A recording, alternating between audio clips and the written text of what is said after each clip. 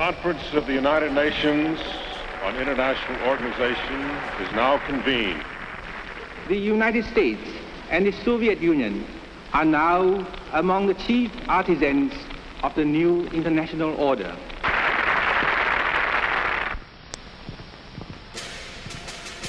The very word secrecy is repugnant in a free and open society. Memorandum, dated 19th of June, 1964. Subject, Soviet research and development in the field of direction and control of human behavior.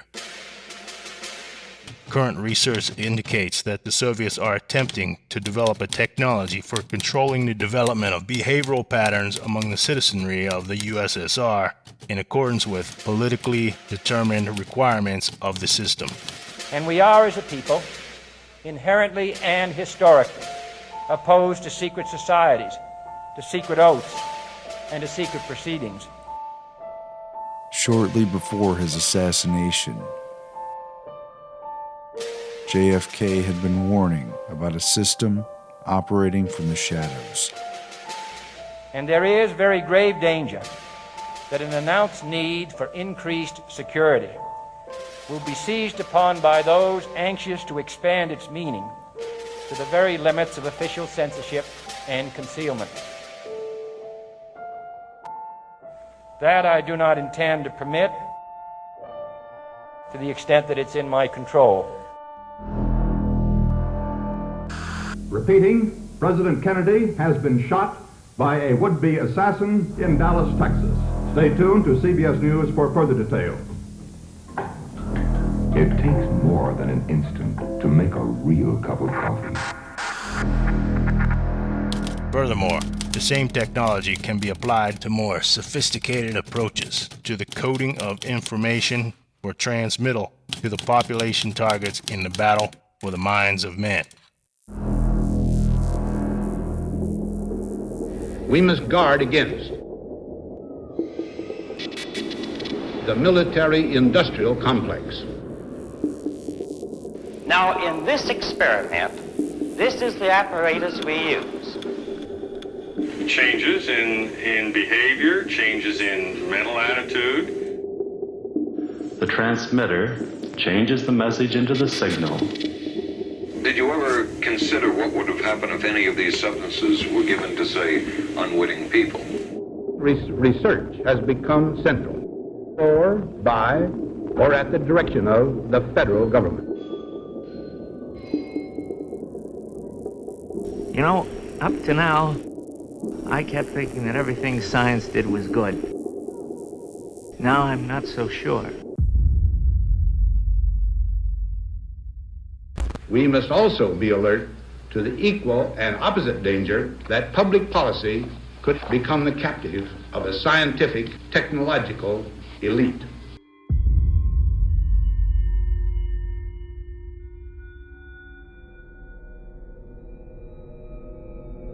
On April 13, 1953, newly appointed CIA Director Allen Dulles signed off on MKUltra, the CIA's top-secret mind control project. 3 days before that, he gave a speech on the battle for men's minds to justify it.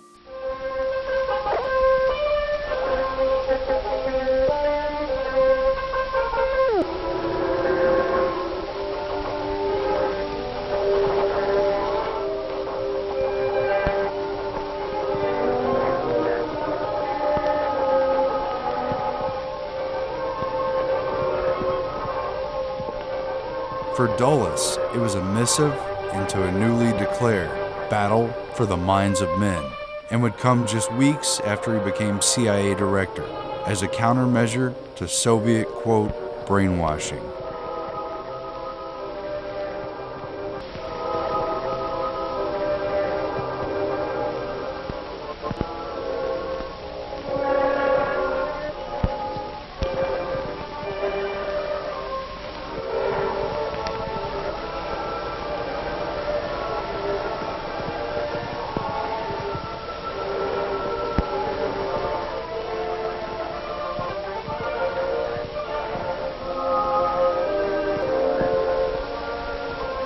The speech effectively launched MKUltra and gave a plausible reason for the dark and disturbing research.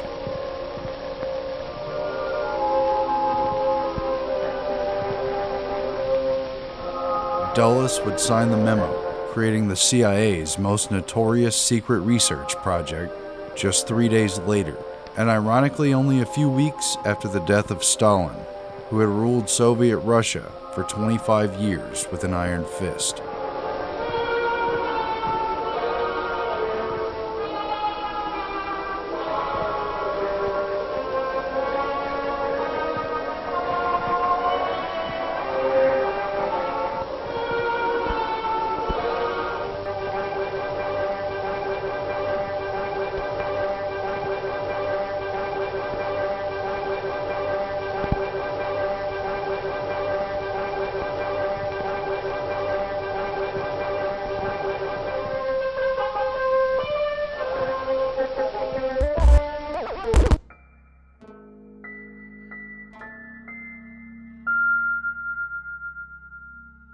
Super secret Project MK Ultra, as it was called, was carried out by the CIA from 1953 to 1964, and when it finally came to light during the Church Committee congressional investigations in 1975, it proved to be one of the most bizarre episodes in CIA history.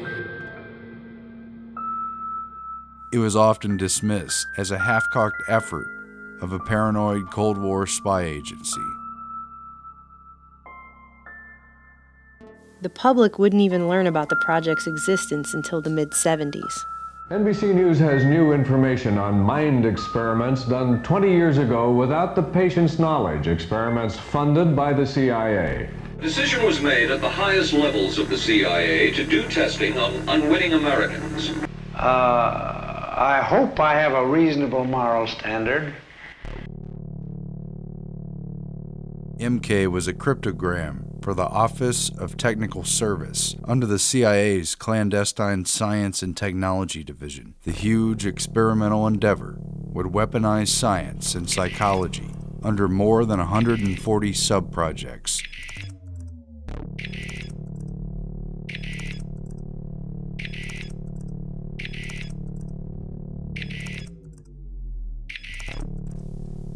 But it was really about controlling human beings, both individually and en masse, in every way researchers could dream of.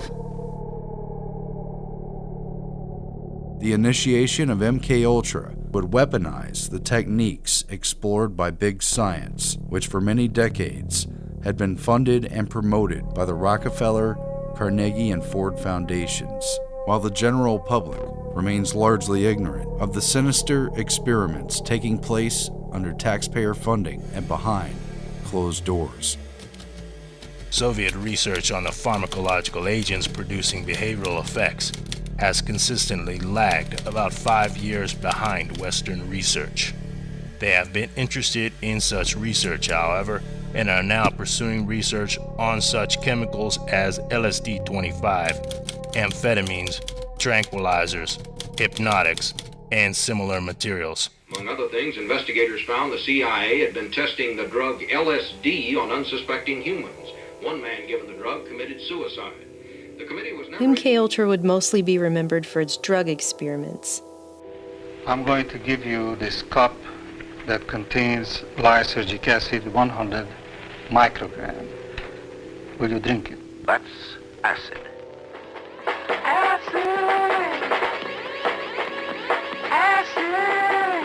Characterized by hallucinations, illusions, distortions of perception and thinking. John Gittinger, recently retired chief psychologist for the CIA. We could disable a whole city by putting a very small amount in a water supply.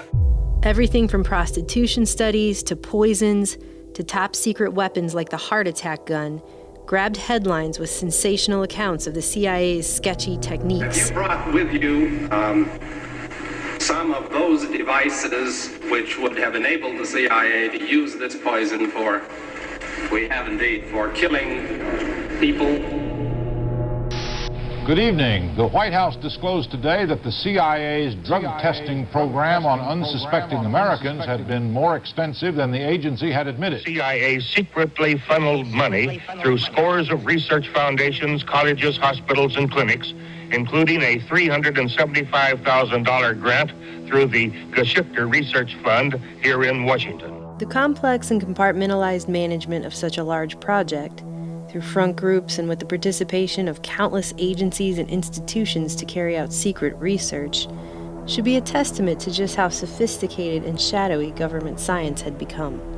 There are names of doctors, there are names of officials, there are names of former and present CIA officials who were involved, names of hospitals, and depending on how you treat it, it could be sensational. Dr. Sidney Gottlieb, the man in the center, was the CIA's chief chemist and in charge of Project MK-Ultra. Gottlieb, chief of the Technical Services Staff Chemical Division who signed off on each MK-Ultra sub-project, was given complete immunity in exchange for his testimony before Congress. In a recent deposition, Gottlieb conceded the CIA was interested in retrograde amnesia, or blanking out a period of time in a person's memory. Ultra involved hundreds of different drugs and substances, hypnosis, narco-hypnosis, sleep and sensory deprivation, and other behavior modification therapies. This information indicates the CIA was interested in learning how to erase memory. They are former patients, part of a CIA-funded experiment, MK-Ultra. I've heard that it was the most brutal program under MK-Ultra. Felt like they had complete control over me. Tens of thousands of people across North America and the world were involved in these experiments. Drug testing on American citizens was more widespread than previously believed. They included experiments secretly involving hospitals, testing drugs on terminal cancer patients, and enlisting prisons to experiment on criminal sexual psychopaths.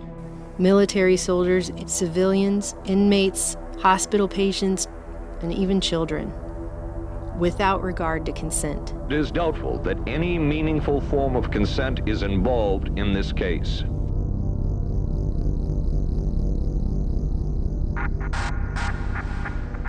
Virtually no aspect of potential control of human beings went untested. The work was done by the late Dr. Ewen Cameron. It involved extensive use of potentially dangerous drugs, excessive electric shock treatment, and endless tape-recorded messages to sleeping patients. Dr. Cameron wanted to erase, rewrite, and program the mind and the person with all new thoughts and behaviors. And he used CIA and Rockefeller Foundation funding to do it. Cameron wrote, "This was the way to make direct, controlled changes in personality." Is that what you were interested in?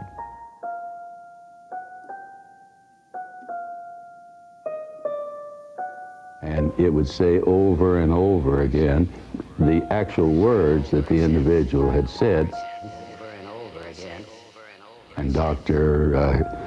Cameron's idea apparently was that if somebody listened to this long enough, that it would represent some kind of a breakdown, and a breakdown in a psychotherapeutic sense.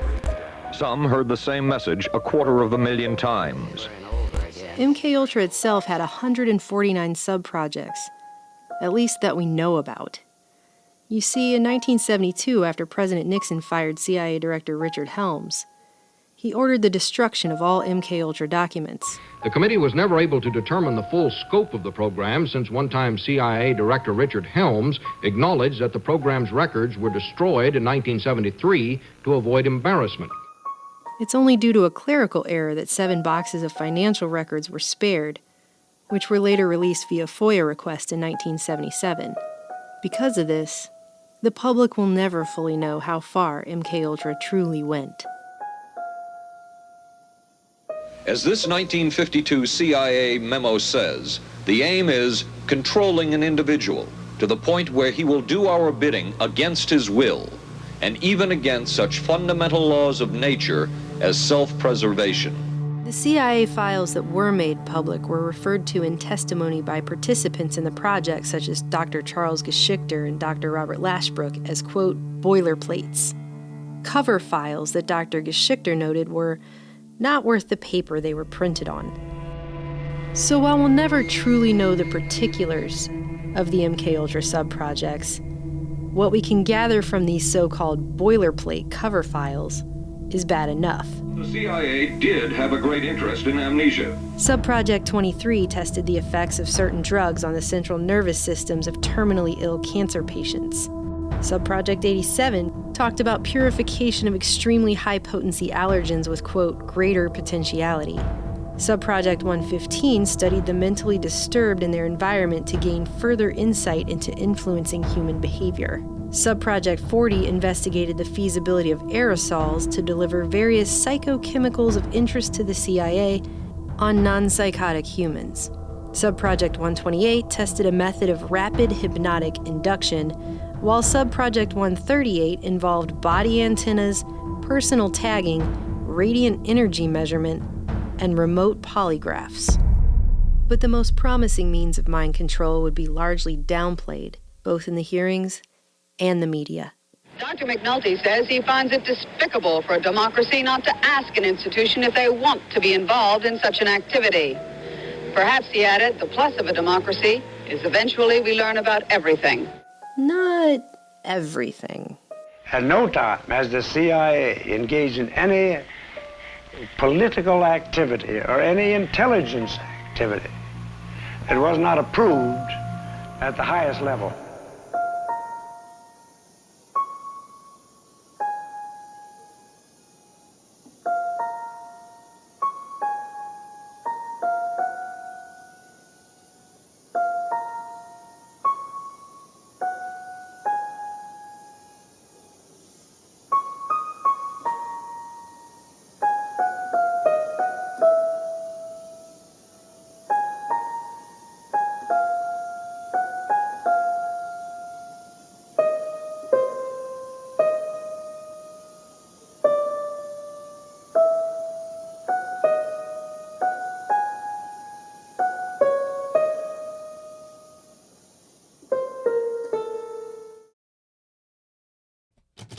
There are two major methods of altering or controlling human behavior.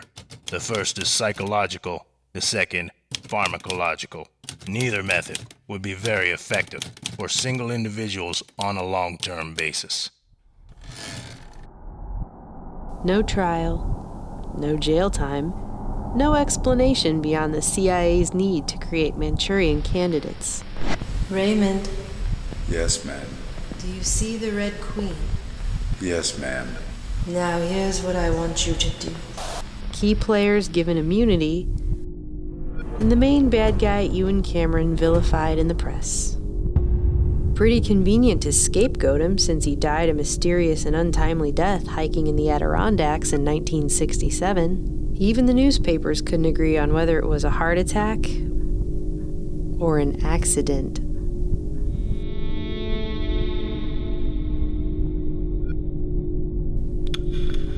No one knew that some of the men directly involved were the most well-respected and celebrated names published in leading scientific journals and defining the fields of psychology, psychiatry, and neurology. Men who simply went on treating patients as if nothing ever happened. And no one fully grasped that MKUltra was simply a dark hallway in a much larger labyrinth.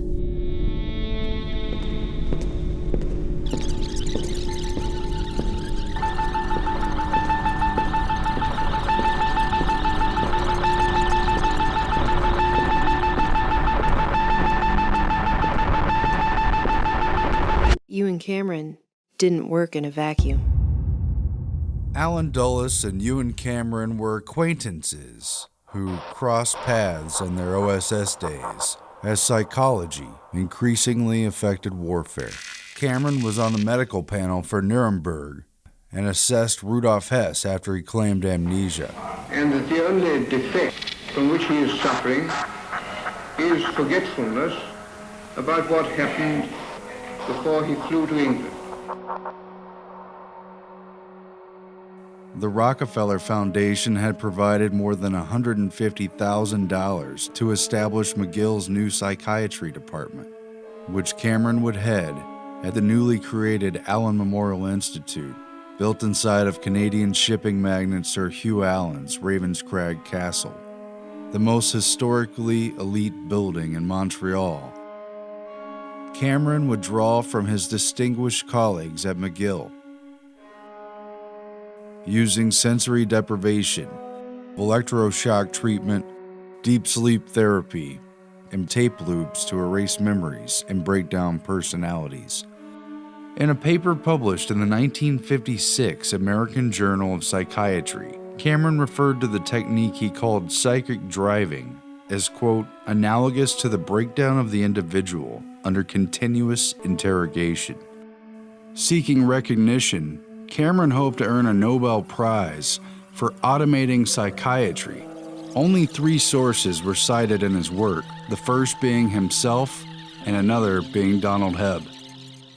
With the influence of his connections, Cameron rose to prominence, becoming the president of the Canadian, American, and World Psychiatric Associations, along with numerous other influential groups. He was widely acknowledged as a leader in the entire field, until he wasn't. What a fine line there was between the work of a madman exposed in the worst of the files released on MKUltra and the respected and admired work of his closest colleagues at McGill, who even today are celebrated as the greatest Canadian minds of science. But you and Cameron didn't work in a vacuum.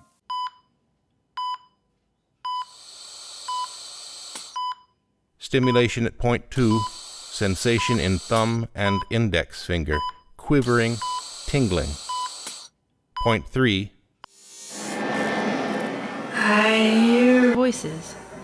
It is late at night, around the carnival somewhere.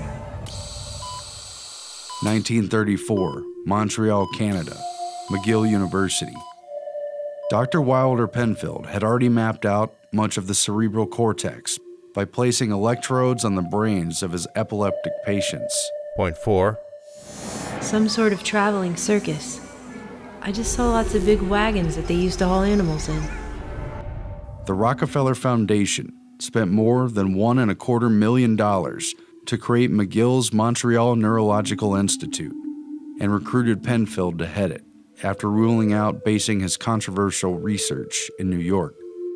The medical ethics differed slightly in Canada, and reforms of the 1930s emphasized the character and reputation of doctors over any legal burden on their conduct. To satisfy this, Dr. Penfield conducted, quote, treatments of last resort on only the most serious of epileptic patients. During my life as a brain surgeon, it has been necessary to operate on a good many men and women, good many hundreds, and to expose the brain under local anesthesia with the patient conscious. While simultaneously undergoing a study of the brain to make the price of open brain surgery worth it. If I stimulate again, a little lower down. That pencil-like instrument in his hand is an electrode. Each time he applies it to the patient's brain, a weak electric current stimulates that part of the brain. Point 7. Movement of the tongue. Point 8. Yes, I heard voices down along the river somewhere. A man's voice and a woman's voice calling. Nearly 2 decades earlier, Wilder Penfield had become Sir Sherrington's most distinguished pupil. Penfield trained at Oxford under a Rhodes Scholarship, who were known for recruiting top American students to become elite agents of global influence in their fields. It was Sherrington who introduced Penfield to neurology, and Penfield dedicated all his books to his mentor. Real legacy stuff. Point 11. I think I saw the river. One I was visiting when I was a child. This was experience from his earlier life. It has faded from his recollected memory. He claims in this way that he avoided outright experimentation. These are not experiments. Though few other labels could truthfully be put on his probings. Is it true that one does not feel pain in the brain itself? No, it doesn't hurt to stimulate the brain. Ready on? I had a dream I wasn't here. I hear people coming in. I hear music now. An old song I heard on the radio. A funny little piece. These reenactments contained both visual and auditory elements in them. This was an incident of childhood which she could never have recalled without the aid of the stimulating electrode. You'll see how it evokes a body movement or a sensation. Ready? On. Buddy, did you feel anything? Yes, I did. What? I felt that my hand was numb. Electrical stimulation was carried out at 60 cycles, 2 millisecond pulses at 2 volts. Point 27. It is winter, and the wind is blowing outside, and I'm waiting for a train. Now, if I stimulate again, further forward. Ready? On. Kneel. Left hand is shaking. Left wrist is twitching. Left wrist is twitching. He's awake through all this? He's awake through it all. Left wrist is twitching. He can tell the surgeon things that will be helpful to the surgeon in terms of this brain mapping. That's why he's kept awake. That's why he's kept awake. In that process, we have stumbled quite accidentally on the fact that there is recorded in the nerve cells of the human brain a complete record of the stream of consciousness. And Penfield identified their association with areas of the brain for motor movements, for speech, for memory, and other complex brain functions. I seemed to hear little voices then, the voices of people calling from building to building somewhere. I do not know where it is, but it's very familiar. They seem to be run-down buildings. He even found parts of the brain that stimulated auditory and visual hallucinations, and where dreams were stored, or at least stirred from. Dream is starting. There are a lot of people in the living room. One of them is my mother. It is a useful, practical procedure to stimulate the cortex electrically. The electrode recalled the smell of burnt toast in the woman's mind, which had seared into her memory during a key seizure. Dr. Penfield, I smell burnt toast. For this moment, Penfield was later dubbed the greatest living Canadian, even though he was American by birth and he only later took citizenship. The Canadian government even made a commercial about this scene to celebrate his life. We just called him the greatest Canadian alive. Penfield destroyed the associated part of the brain and she was, quote, cured. But not all patients were so lucky. A patient referred to as DT became speechless during the removal of a large portion of the dominant side of his brain and died of pneumonia a week later, withdrawn and unable to speak. Despite the deliberate destruction of the man's brain, Penfield somberly noted that the autopsy showed no obvious cause of the speechlessness or of his death. For Penfield, these risky experimental surgeries were worth it. He was creating what was known as the homunculus, a veritable map for the outer cortex, and a code towards understanding the inner workings of the brain. Under Penfield, McGill became a gravity, a central focal point for future research to orbit around. Not so much for the cure of brain diseases like epilepsy, though that too would move forward, but in the quiet conspiracy of brain doctors and their patrons who would become determined to identify the buttons of the brain and push them for shadowy agencies of the government. In the trenches of neurophysiological control was Donald Olding Hebb, a Canadian who started at McGill in education, left finding influence in experimental psychologist behaviorist Carl Lashley. Hebb returned to McGill in 1937 under a Rockefeller Fellowship to work with Dr. Penfield. Penfield's homunculus provided Hebb with a map to behavior inside the functions of the brain. By the time he published his seminal 1949 work, The Organization of Behavior, he'd spent more than a decade and a half studying learning. Learning in the neurological sense of actions in the brain, and learning in the sense of conditioned behavior. The brain, a pulpy mass of cells and fibers. Bonding, imprinting, and early experiences had a huge influence in the development of personality and could be used to predict future behavior as well. We have to learn through our own past behavior the significance of the impressions our sense organs bring to us. And if it were true in primates and other higher animals, it may also be true in humans. Donald Hebb was placed at the head of McGill's psychology department. The work at McGill provided a new blueprint for conquerors of the mind to follow, and the military and national security agencies wasted no time in seizing upon its dark potential.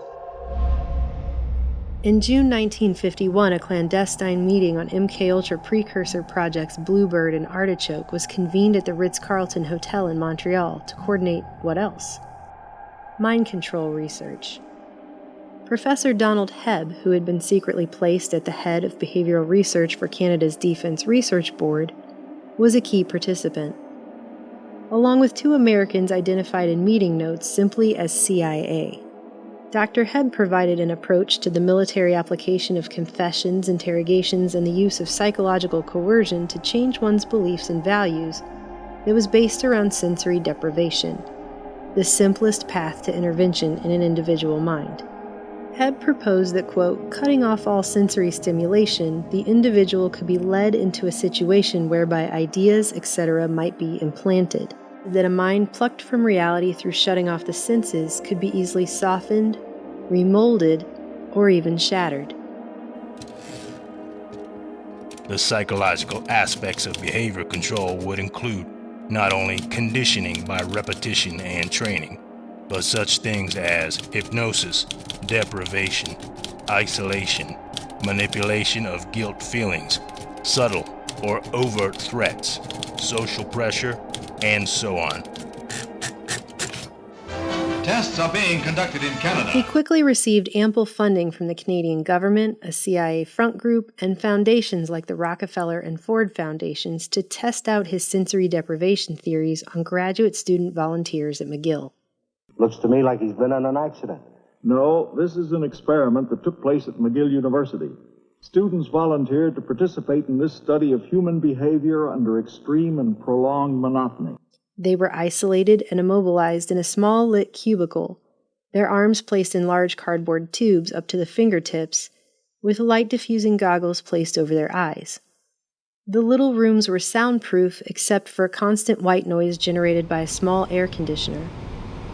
These conditions continued 24 hours a day, even at mealtimes.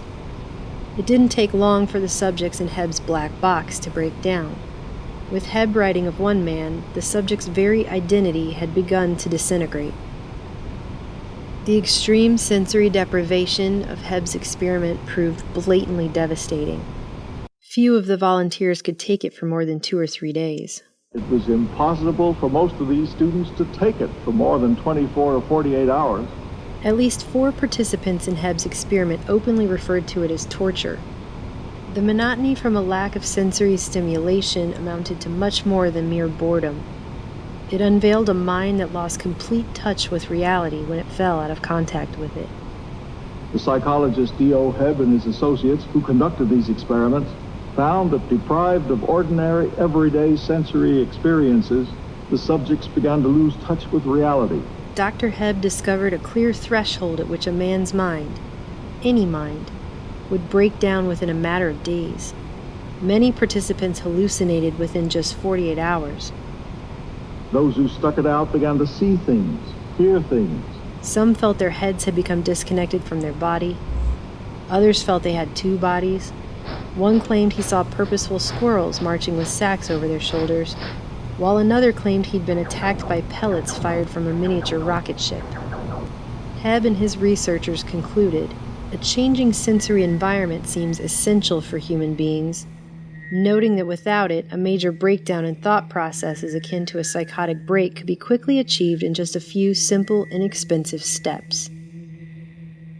They had also discovered that a total lack of sensory stimuli made a person highly suggestible, with long-lasting effects. Not only were Hebb and his team able to make their subjects believe in ghosts, poltergeists, and outlandish stories after spending time in sensory deprivation isolation. But even weeks later, many of them retain their fear of the paranormal, often in spite of their previous beliefs. The implications for brainwashing, indoctrination, and re-education were staggering. Although the Canadian government and intelligence agencies had classified Hebb's work, it leaked out through stories from the volunteers, raising questions in Congress in the mid-50s. National Institutes of Health Director Robert Felix testified at a hearing that if you deprive someone of their senses for long enough, they will become totally disoriented in time and space and in their entire thought process. Without external stimuli, one is left in a closed circuit. Thoughts will go round and round and round in an endless loop. When the information is fed back in, and it's the only information available, what else could be the result? But that even nonsense would be a logical conclusion. When isolation is used as a weapon, Dr. Felix made clear,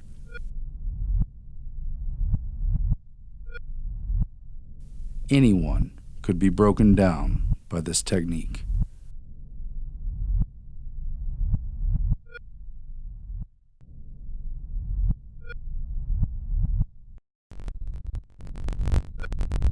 In the coming years, Hebb and Penfield were surrounded by MKUltra research at the epicenter of McGill neuroscience.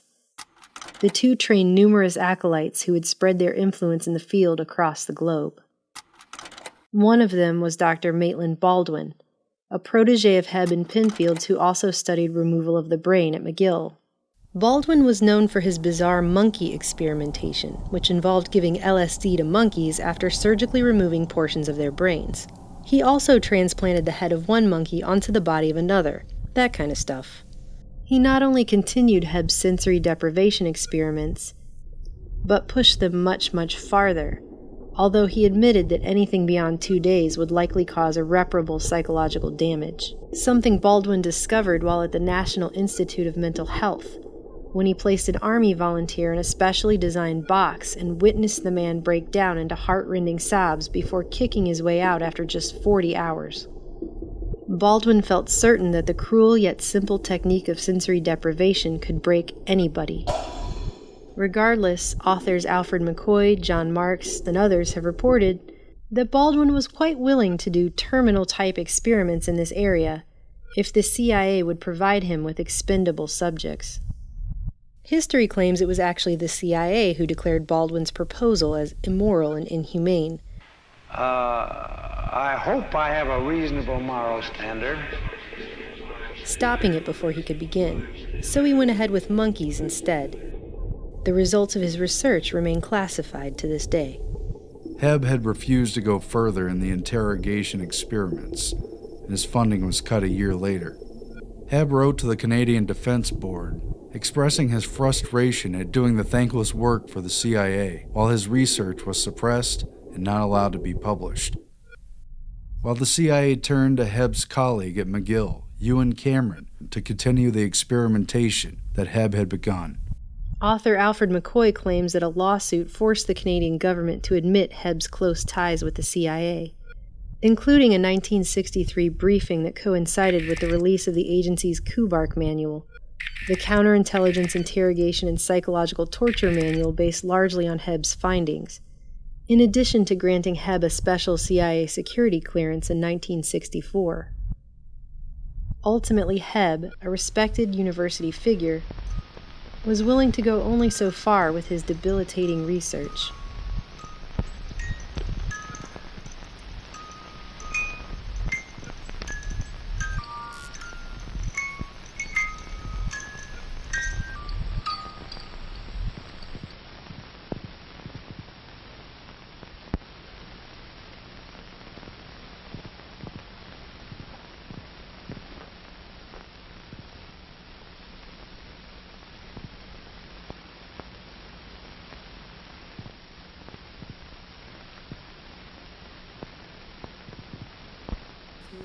If the CIA was serious about pursuing behavior modification and mind control, then it would need a team of serious investigators to carry out scientific experiments regarding the very mechanisms underlying behavior itself, and thus the mind.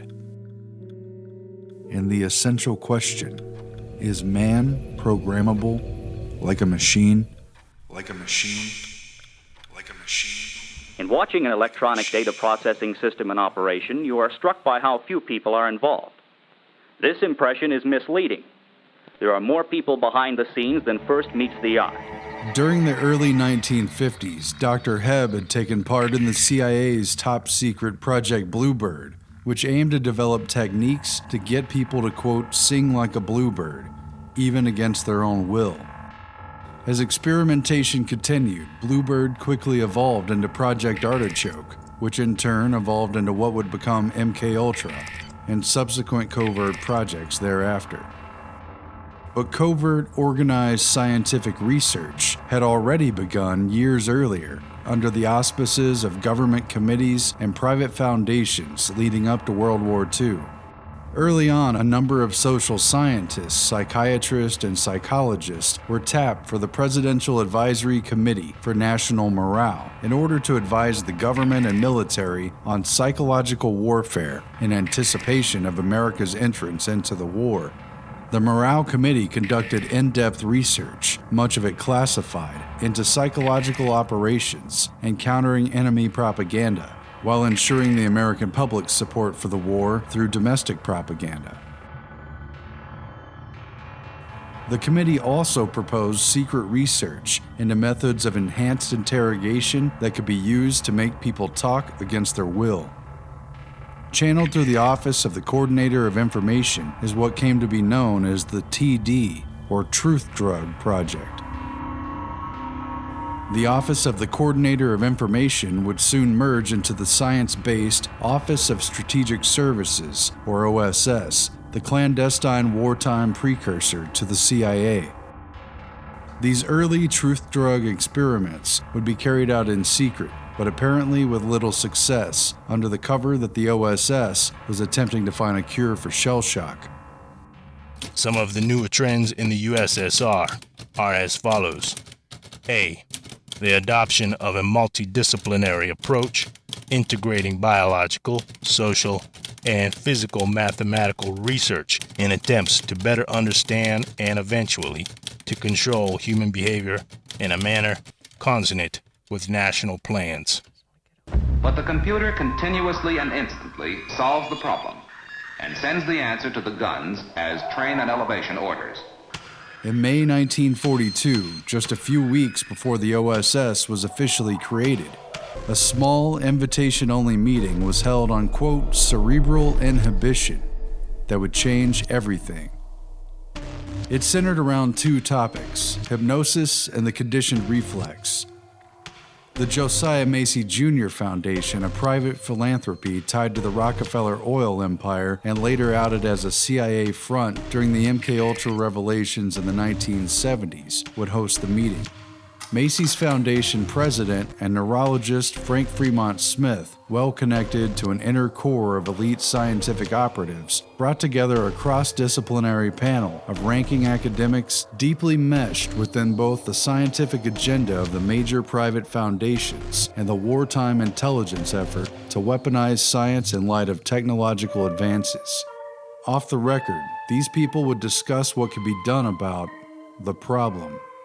Chairman Warren S. McCullough, a neurophysiologist at the University of Illinois' Neuropsychiatric Institute, who fancied himself an investigative philosopher of the nervous system in relation to human consciousness. Special stress is laid on a competent neurological examination. His cybernetic quest to understand the brain-mind problem would come to be known as second-order cybernetics. Anthropologist Margaret Mead and her husband, social scientist Gregory Bateson, members of the Morale Committee, who would quickly become OSS agents, using foundation and military grants to study cultures at a distance, break down psychology of groups, and design black propaganda. And their upstairs neighbor, Macy's Vice President Lawrence K. Frank, who directed the Rockefeller Foundation Child Development Program and influenced behaviorist changes in public schools that would lead to the federal Head Start program. Physiologist Arturo Rosenbluth of Mexico City, who studied homeostasis and biological organisms under frequent Macy's Foundation collaborator Walter Buchanan. Rosenbluth's work with math prodigy Norbert Wiener was now on the verge of a breakthrough that would alter our society forever. And psychoanalyst Lawrence Kuby, another member of the Morale Committee who would carry out unethical truth drug research for the OSS alongside future MKUltra contractor George Hunter White. This man worked on some of these programs. He would write of his work, "It was fun, fun, fun." Kuby would later reflect on his experiments on prisoners with White, writing, "I look back fondly on those days. What great fun we had." Trained in psychiatry and later as an experimental neuropathologist at the elite Rockefeller Institute for Medical Research, Kuby studied under Penfield's mentor, Sir Sherrington at Oxford, where he developed a significant theory that neuroses escalate due to excitation waves that build up tension by cycling through closed loops in the nervous system. The leading topic at the 1942 Macy's Conference was the covert use of hypnosis, presented by FBI asset Milton H. Erickson, a pioneer of implanted hypnotic suggestion, who would later contract with both the OSS and CIA. I understand you've never been hypnotized. No. Close your eyes. Take a deep breath. Let it seem to you as if many minutes had passed. And you're beginning to learn to go into a trance. That's right. That's right. I want you to go deeper and deeper into the trance. Though there are no published records from this meeting, psychologist Lawrence Kuby, a key member of the Macy's Conference, wrote about their work together in his 1939 paper on experimental neurosis in man, where he explains how Erickson is able to implant false memories and hypnotic commands into subjects who later display the fearful symptoms of neurosis. Kuby describes how, quote, psychotic emotional storms could be triggered on command by hypnotic cues. And you do not know the answer to that question consciously. And an OSS plot to send coded messages through hypnotized couriers. You can ask a subject to develop an amnesia for certain experiences, or certain classes of experiences, for certain attitudes, for certain learnings. Because in the hypnotic trance, then you need merely to direct the ideas to which the subject is to respond. Your unconscious mind can forget about it, you know. All you have to do is let things happen. Hypnosis rolled over into the group's second presentation on the conditioned reflex, presented by psychologist Howard Liddell, who established Cornell University's Behavior Farm Laboratory, where irrational stimulus and response patterns were found to trigger artificial neurosis in sheep and other animals. A devotee of Russian physiologist Ivan Pavlov, Howard Liddell used the techniques of conditioned response that Pavlov had developed. I'm myself somewhat of a disciple of Pavlov. To study the conditions between the central nervous system and emotions.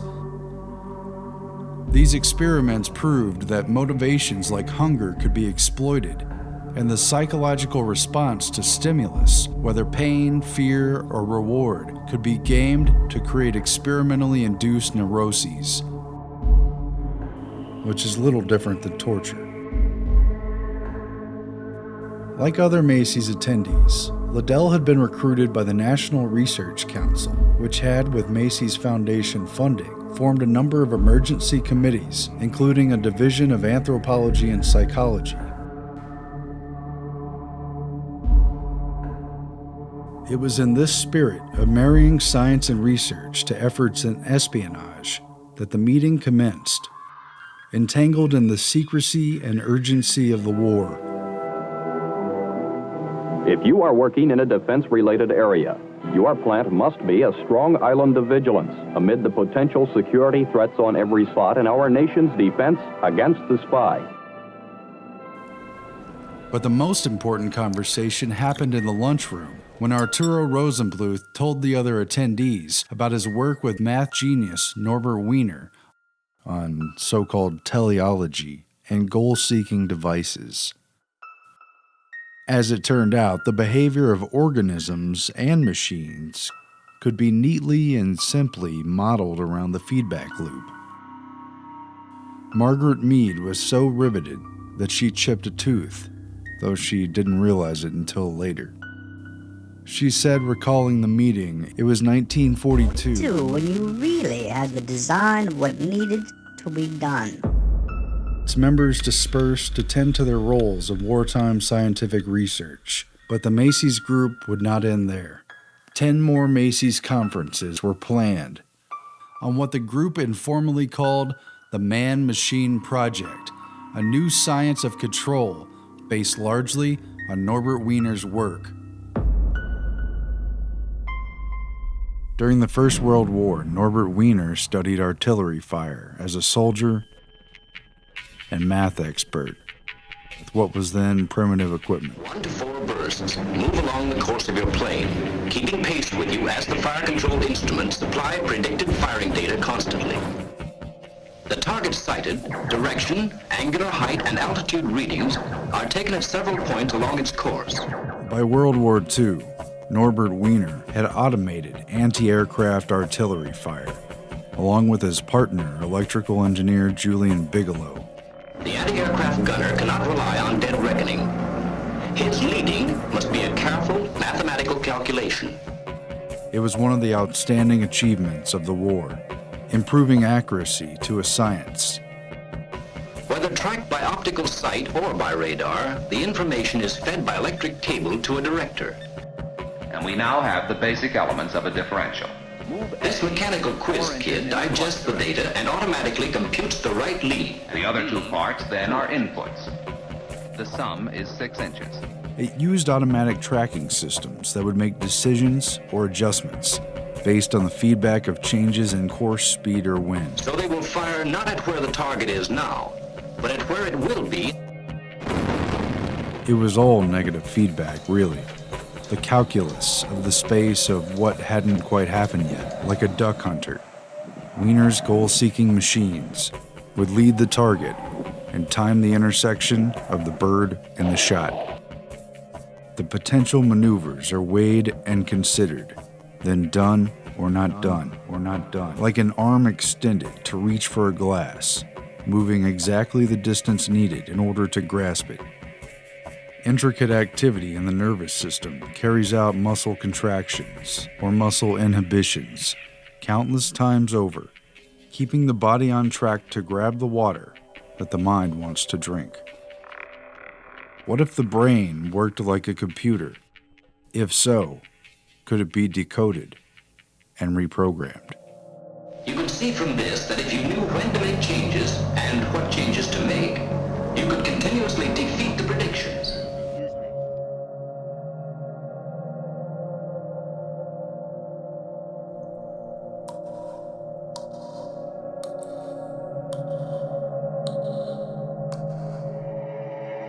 This rotund and notoriously absent-minded genius had constructed a formula for what he termed cybernetics, a phrase he had coined out of the Greek word kybernetes, or steersman. His 1948 book, underwritten by the Rockefeller Foundation and written primarily for trained scientists, summed up cybernetics as control and communication in the animal and the machine. Its popularity triggered the 1950 follow-up, The Human Use of Human Beings, Cybernetics and Society, dropping the heavy math that outlined a whole new era. Our first assignment was communication, maintaining the nerve system of the arsenal of democracy. Communication. It was during these interwar years and at a confidential meeting in Princeton that Warren McCullough, in his words, began conspiring with Rosenbluth and Fremont Smith on the interdisciplinary meetings to follow. By the time the Macy's Conference reformed in March of 1946, they knew, in principle at least, that the brain and the computer had a common link in their operating systems. Both work through inputs and outputs, so interface should theoretically be possible. Now, technology from the war had provided a unique opportunity for researching these questions in practical terms.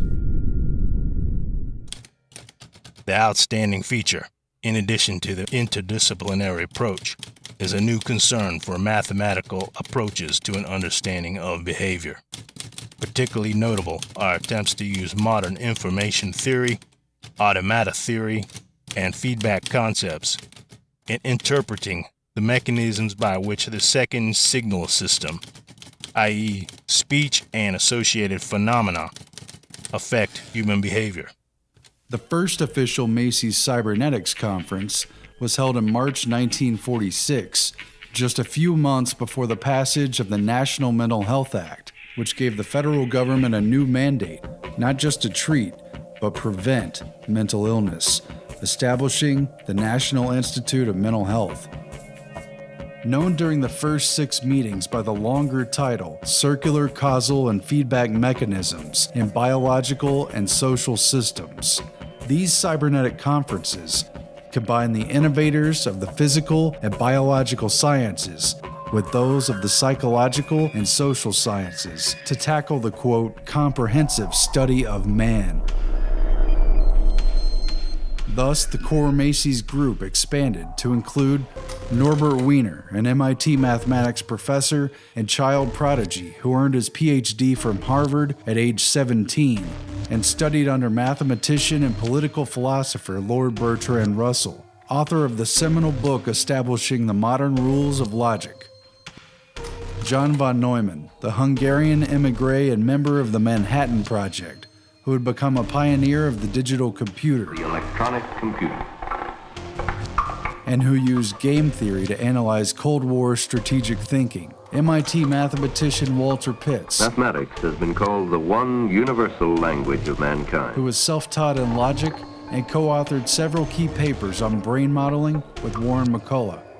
Raphael Lorente Deneau of the Rockefeller Institute of Medical Research, who had obsessively chronicled the action potentials of neurons and noted their compatibility with electronic and digital systems. German émigré and Gestalt psychologist Heinrich Kluwer, who studied visual perception, hallucinations, and mescaline as an experimental physiological psychologist, and was best known for Kluver-Bucy syndrome, a cognitive impairment triggered by surgically created brain lesions. German refugee and Gestalt psychologist Kurt Lewin, an OSS agent and director of MIT's Center for Group Dynamics, who was closely associated with the Frankfurt School and Tavistock Institute. Editor of the Macy's Conferences, second-order cybernetician Heinz von Forester ran the Pentagon-funded Biological Computer Laboratory at the University of Illinois. Born in Vienna and part of the infamous Vienna Circle, von Forester studied physics and conducted radar experiments for the Nazis and subsequently the Allied occupation. McCullough arranged for his academic position, permanent stay, and invitation to the Macy's Conference in 1949 after reading his work on the molecular basis of memory as a function of quantum mechanics.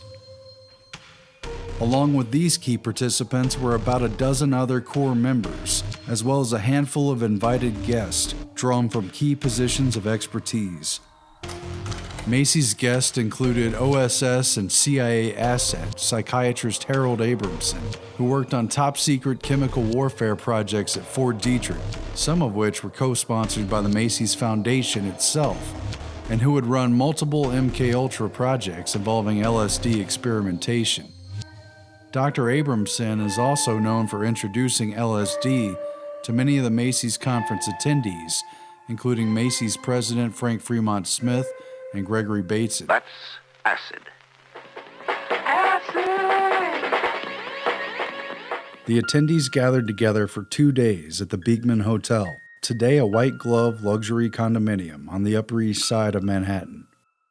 The posh neighborhood may have seemed like an unlikely location, but not only was it next door to the Macy's Foundation, it was also just a few blocks away from the Council on Foreign Relations, which Allen Dulles had led for decades, and from the Rockefeller Institute for Medical Research and Cornell Medical College, where Project MKUltra research funds were channeled into the Human Ecology Fund. Rather than be based out of Washington, D.C., the wartime OSS operated out of its headquarters in room 3603 of Rockefeller Center, working side by side with Britain's MI6 and in the same building as the Rockefeller Foundation. This machine has stored program, and that is the thing which makes the computer revolution possible. John von Neumann took the stage to update everyone on the progress of the digital computer during the war. The immense strides in computer technology that were spurred by von Neumann's work. It was now ready for the next stage of exploitation. The system calls for the key to be either up or down. The code calls for a dot or a dash. Norbert Wiener's cybernetic concept held the key as to what they should do with the digital computers they had developed. The method and the signal are such that they must be fed to the transmitter in a series of positive decisions. It fused together the working principles of the biological organism, looping systems that maintained equilibrium. Its maintenance is automatic and seeks to balance any disturbances. Wiener, Rosenbluth, and Bigelow presented the ideas of their paper, Behavior, Teleology, and Purpose. It was written in 1943, but couldn't be published until 1947 due to secrecy. They had a universal mechanism to create goal-seeking behavior that made machines and even people basically programmable. On the influence of a feedback system, Wiener stated, "The existing natural reflexes are essentially part of the same mechanism that can inform all purposeful activity in automata. One need merely supply a circuit with receptors and effectors. Then they become goal-seeking devices." Conference Chairman Warren McCullough had taken things a step further, showing how the operation of the human brain can be represented by on and off electric switching devices. It is stop or go, on or off, one or none. His 1943 paper with Walter Pitts on the logical calculus of neuronal activity introduced the concept of the neural net and showed how the communication of neurons could be modeled by a digital computer. The mind, in contradistinction to brain and behavior, emerged in the 1950s as a legitimate object of experimental research. The Neural Nets project of McCullough and Pitts spearheaded this cognitivist turn in the 1940s. Science of mind thus became a science of signals based on binary logic. Neural nets bridge the gulf between body and mind, matter and form. The comparisons between the central nervous system as an electronic machine and the digital computer as an artificial brain boiled down to questions of logic, mathematics, and the very nature of reality itself. Very simply, in the first place, I wanted to find out what was going in the brain. For McCullough, it was always an esoteric quest to find the nature of reality in quantifiable and technical terms. Head of the Department of Cybernetics at MIT, psychologist, psychiatrist, neurophysiologist, engineer, mathematician, American, a confirmed eccentric, a genuine Renaissance man. The first answers to his questions came during the tail end of World War I. Yale's wartime ROTC training instructor in chemical warfare was none other than Professor Bertram Borden Boltwood, head of the chemistry department and an expert in chemical warfare. Boltwood, who'd come from a wealthy family of skull and bones initiates, was on the front lines of discovering the inner world of the atom, and the first to discover evidence of radioactive decay of uranium and lead. A chosen initiate, Professor Boltwood invited young McCullough to his home to discuss the hidden history of science from its mysterious beginnings. It was just before the Great War ended that he invited me to his home for an uninterrupted talk. He complained to me of his increasing forgetfulness and asked me to spend one evening, 5 p.m. to 5 a.m., with him to illuminate the larger picture. He grabbed me by the hands and intently revealed to me the hidden history of science from its mysterious beginnings. Knowledge was passed down through the centuries and closely guarded by the initiates. Between ancient Egypt, Mesopotamia, the Phoenicians, Babylonia, and beyond. All shared the mysterious keys to governing early civilizations. Cybernetic at heart, these inherited secrets fueled the minds of the ancient philosophers and mathematicians. Thereafter, priest classes, secret societies, and elite organizations of learned men. After summing up this history of scientific progress, he paused. The room went silent. And he said, if you want to get behind the fake explanation of how our world comes to be as it is, then you must find the facts for yourself and accept nothing in addition but logic and mathematics. In an interview years later with counterculture icon Stuart Brand, Margaret Mead and Gregory Bateson admitted that McCullough constructed the meetings around a, quote, grand design, shaping who would speak and in what order over a 5-year period.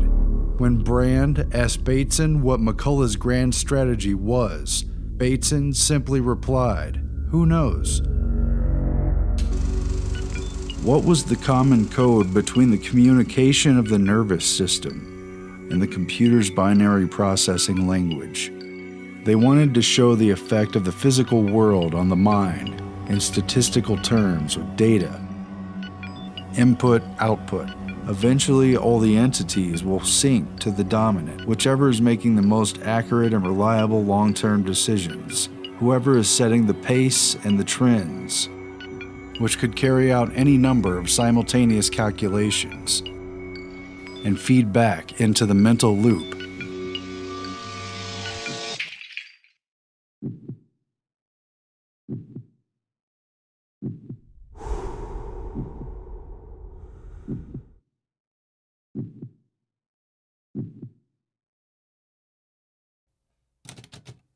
Implied by this research was the hope for a technology for controlling behavior via the second signal system, using information inputs as causative agents rather than chemical agents, electrodes, or other more exotic techniques applicable perhaps to individuals rather than groups.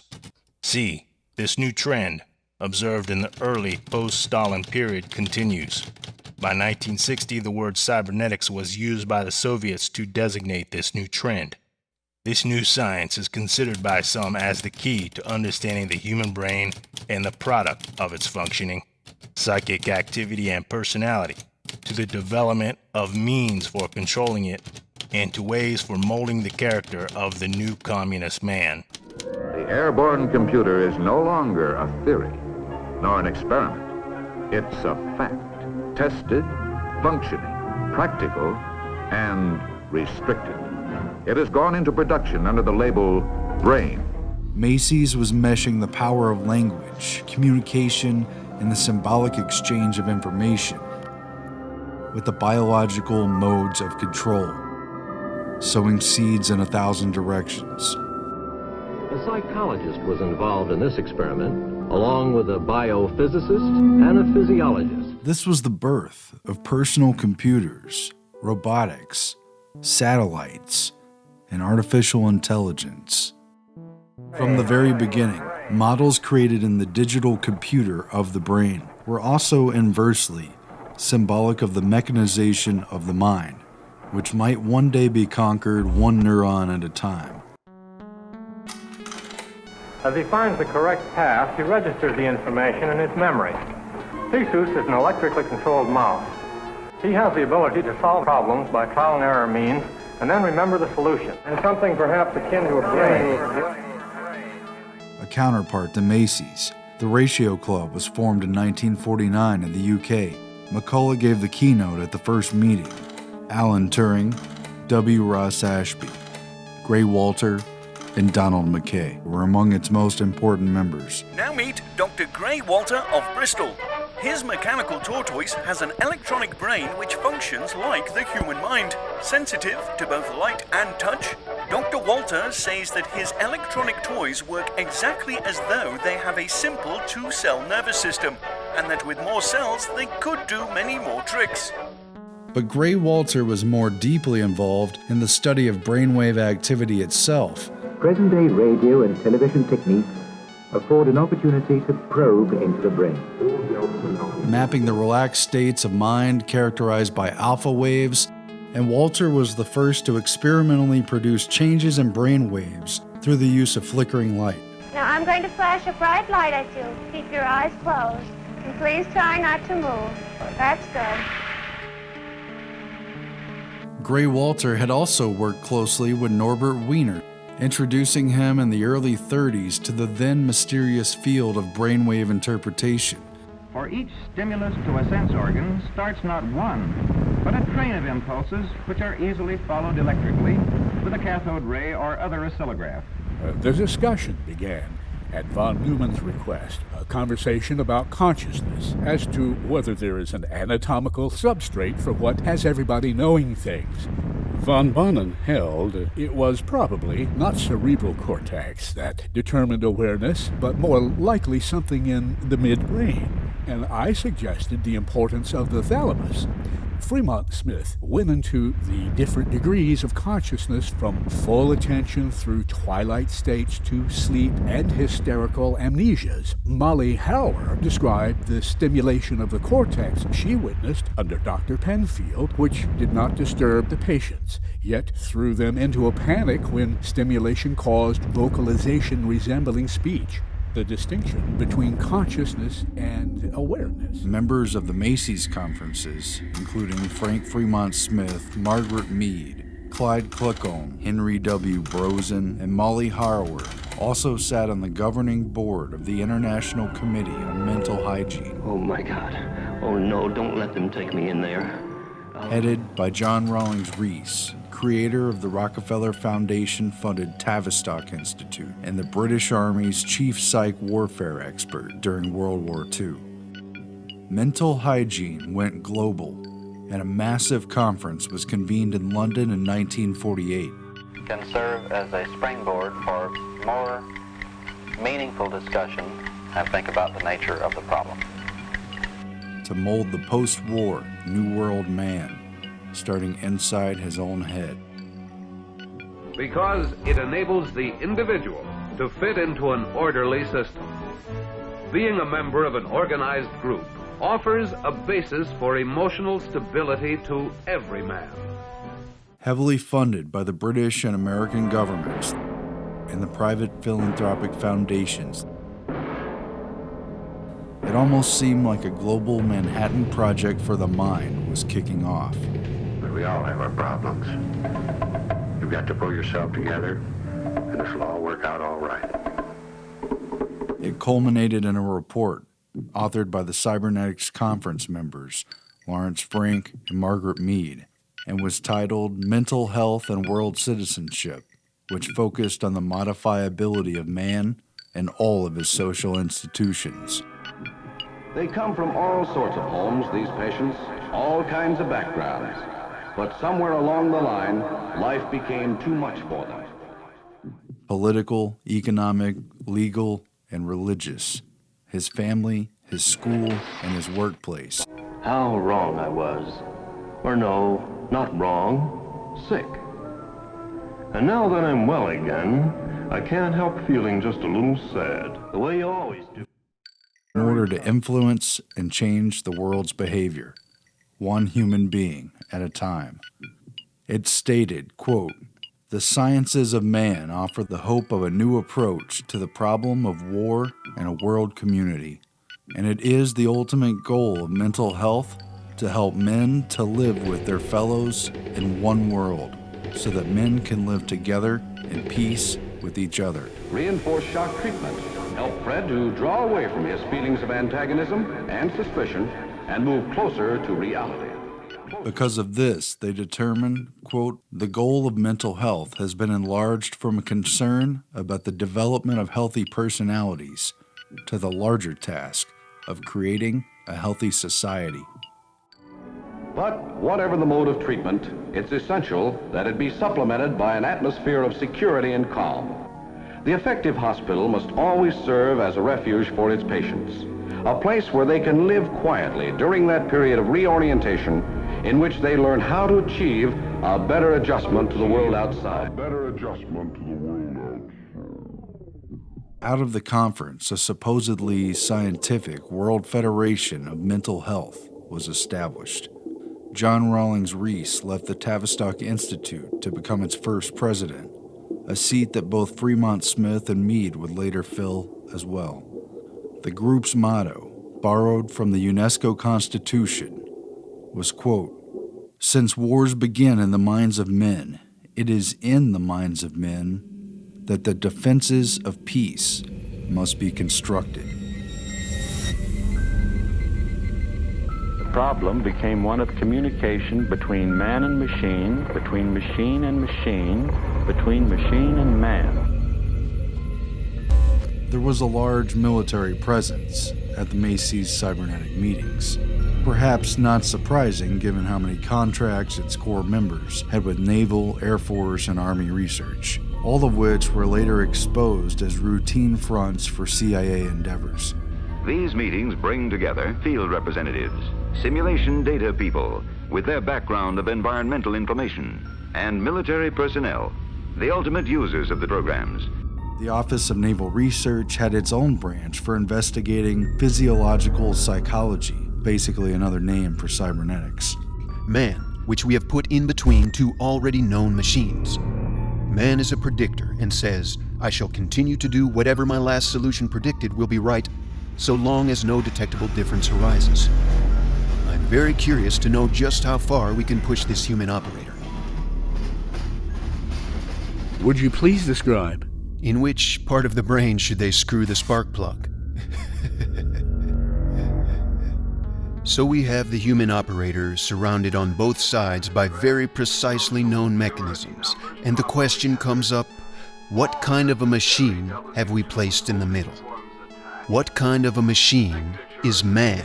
The needs that power the human machine, that influence human behavior.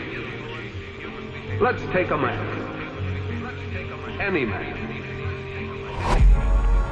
Man, the maker. Tools would give him control over his own world, organization, and extension, using strategy for dominance and survival. You see, in the chain, the end man sends a message and then he has nothing else to do. He merely waits for the answer to come back. Man splits into groups, tribes, cults of information, and behavior propagated through rituals. The number of messages sent, of course, correlates highly with where you are in the group. Clusters of knowledge, careful note of mysteries and breakthroughs, spilling forth in useful language, not open source, but guarded secrets of power. If we play this game on paper, we get almost exactly the operation one gets with an actual group. The modification of the synapse. Neurons that fire together, wire together. Hebb proved that.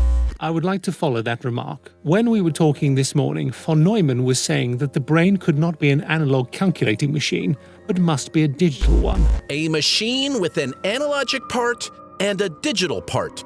So the analog part is able to create analogies that mirror observed actions in human beings with whom we communicate. Such a device may also use data from previous experience to predict the future. A tapestry woven from the memories of past sensations.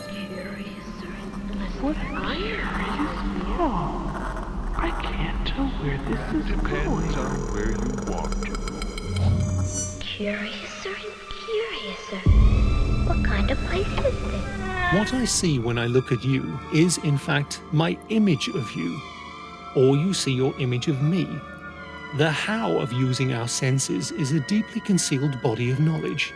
Very few people seem to realize the enormous theoretical power of this distinction between what I see and what is actually out there.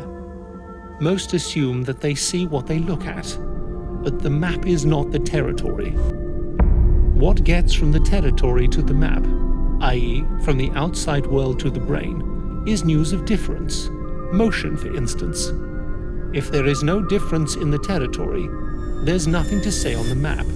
After creating his neural nets model with pits, the McCullough's MIT team would write what the frog's eye tells the brain: perception. Our brains translated and converted analog symbols embedded in our sense receptors into digital data in our brain. It isn't reality that we see, but rods and cones interpreting the shapes and shadows and colors of the real world. For frogs, it meant an eye trained to see primarily flies and bugs, a worldview that was easily tricked and fooled by forms and puppets and other forgeries. Human senses were tricked by many things in the labs, along with practically every other animal species that had been tested. Why do the two heads seem to change size? Answer: the windows are distorted. Plato's famous allegory of the cave. Reality is nothing more than shadow puppets projected on the cave walls. It goes all the way around. It's an optical illusion. But even though you tell me, my eyes still won't believe it.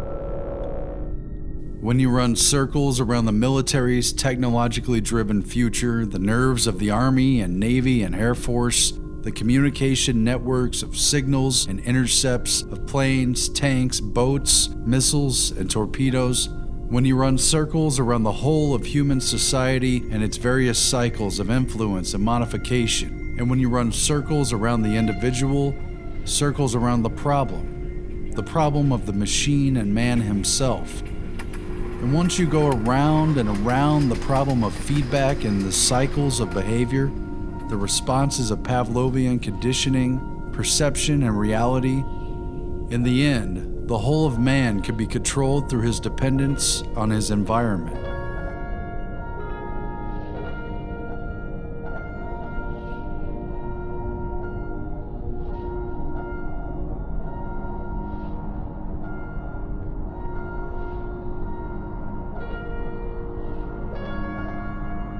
Because the mind is contained within the brain-body mechanism, and thus isolated from the outside world, it is entirely dependent upon information derived from the senses. In other words, the mind is already contained within a natural matrix.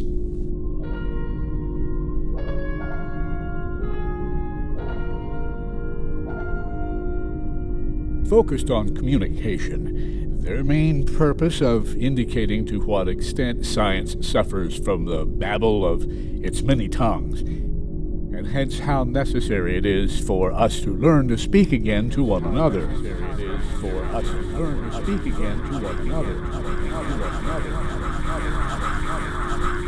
The transmitter previously feedback systems must operate message, channel, see its function, see on-off knowledge of electrical impulse transmitted constant feedback information back into the message and delivered to the destination. Many of the cybernetics members were now talking literally about constructing an artificial matrix.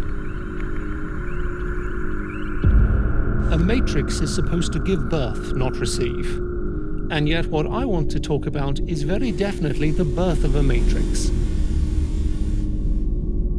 The matrix has been a growing thing, getting more and more complex, wider and wider in its scope, and, I believe, more and more fertile as time has gone on. Pattern comes from pater, the father, a stamp.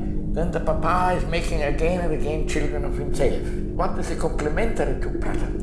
It's a matrix. Look at the matrix which embeds. Yes. So everything is sitting in one big thing embedded in a matrix. As Alex Bavelos of MIT noted in his group dynamics studies, we are attempting now to describe the operation of a net in terms of the probability that there will be a message from A to B in a given time period. We plot the net as a matrix. We put ones where there is a link, and zeros where there is no direct link.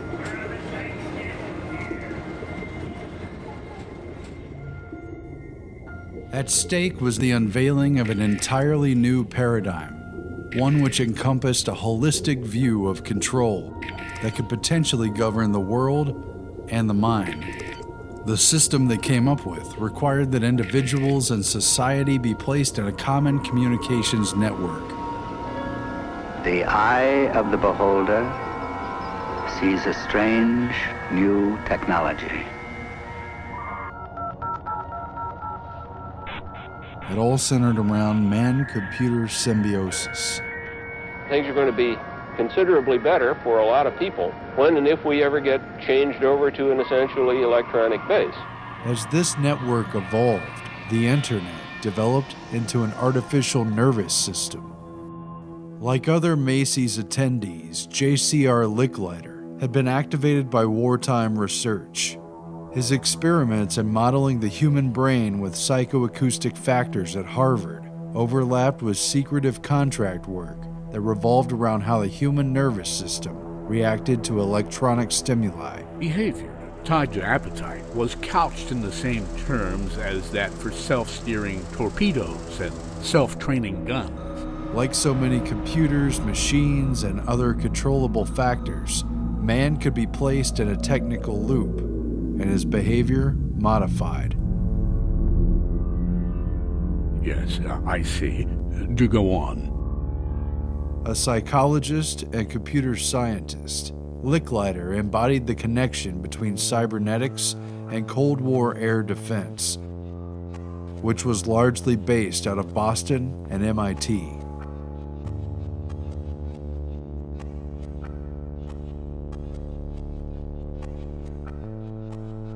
His presence at the 1950 Macy's Cybernetic meeting coincided with his move to MIT and the start of a pivotal but shadowy role in creating the militarized MIT Lincoln Laboratory, the SAGE radar network, and the DEW line, or Distant Early Warning Missile Defense System. A radar early warning line north. A system which relied upon the very command and control communication networks that Norbert Wiener and others at Macy's created. Ultimately, the nerves of the nation's defense were designed to operate like the human nervous system. And so, Headquarters, United States Air Force, arrived at a command and control concept with data processing as its nerve center. Its basic function, to extend the useful capacity of man's brain. Switch to digital communication technology, aided and abetted by satellite. The melding of computers and communication. A fact which influenced Licklider's vision for a networked and interconnected society. And then to interconnect each of the computers to each other to form a fully connected network. That would eventually culminate in the DARPA-created ARPANET, the forerunner to the modern internet. Research now going on will someday permit a network user to log in. Will someday permit a network user to log in. Will someday permit a network user to log in. Will someday permit a network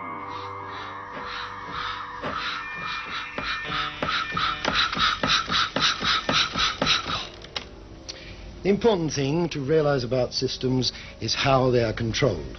And we must get rid of any notion straight away that control is something imposed on the system from outside. It has to be built into it. Let's see how the mechanism works. You see it lifting here, transmitting the message along here, lifting that cam up here, and then shutting off a valve there. That is built into the system. It's called feedback, and feedback is ubiquitous in control systems. At this point, we realize that reality itself is not a fixed thing. As our nervous systems interpret the symbols and signals of familiar patterns and changes, continuously revising our image of the world. Thus, an artificial matrix is inherent, indeed unavoidable. These systems which are minds are circuits of cause and effect. They are cybernetic systems. For me, the system is man and environment. Man sought to control his own kind by way of understanding what governed his actions starting with the neuron, base unit of mind-body communication. What is cybernetics? A railway train needs no steering gear. The forces required to correct for the buffetings of wind and way are supplied automatically by sideways reaction of the rails against the wheel flanges. A ship, lacking such implicit means of guidance, requires a helm, normally controlled by a helmsman. The Latin for helmsman is jubinator. The Greek, kybernetes. From the first comes our word cybernetics, la cybernetique, to denote the science of government.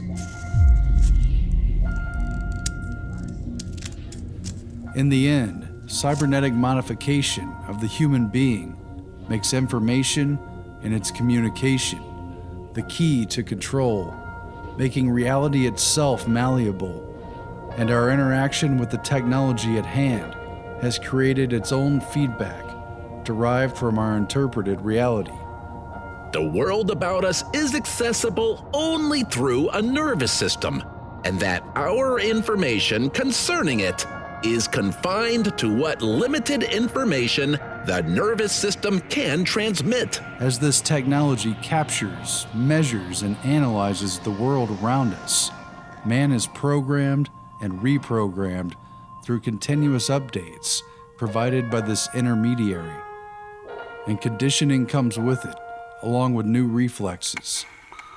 And, specifically, it is a recursive epistemology, and based upon recursiveness of cycles, returning all the time to bite their own beginnings. Cybernetics programmed in the same base human language, self-reflexive cycles, feedback and adaptation. Our very essence is conflicted with the environment and yet dependent upon interacting within it.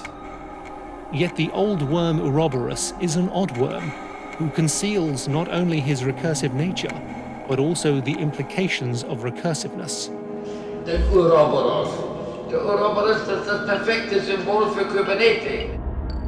Ultimately, the underlying natural matrix is supplanted by an artificial one, born with the collective consciousness of mankind's total intent, goals, and purpose.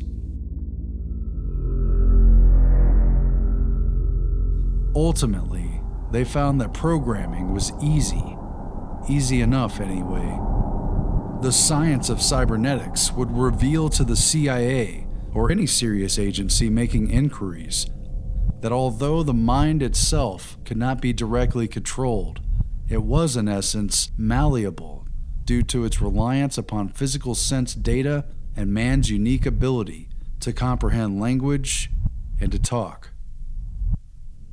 Behavior, then, modified by continuous feedback, was inherent in communication itself. The ultimate question was, who or what would control the signal? Reports from the first 5 of the 10 Macy's Cybernetics conferences were never publicly released.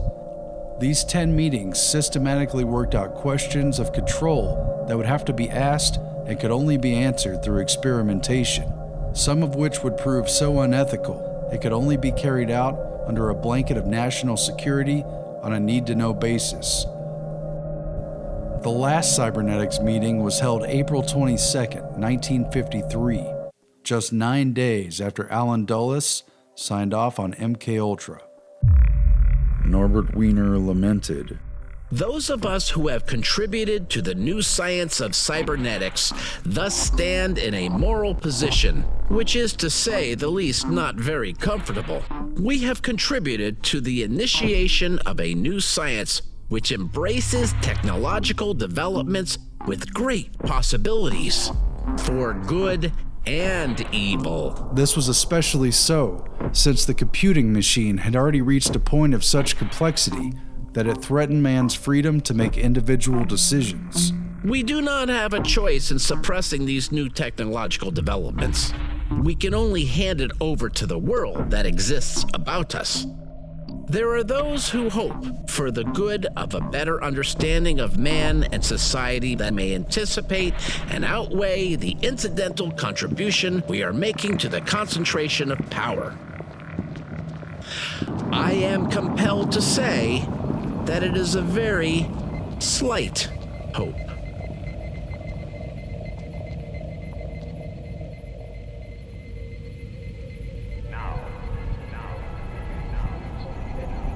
But it had to be done. It had to be done. It had to be done. It had to be now.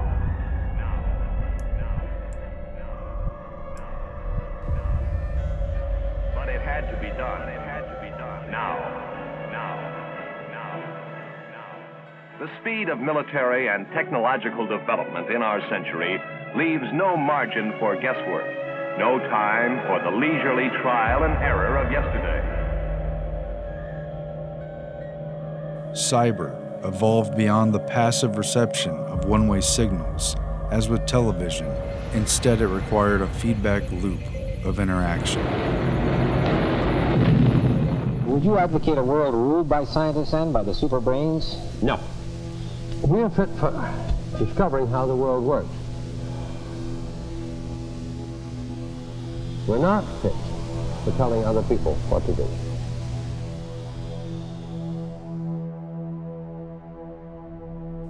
At a conference in 1968, shortly before his death, Warren McCullough remarked, "Man, to my mind, is about the nastiest, most destructive of all the animals.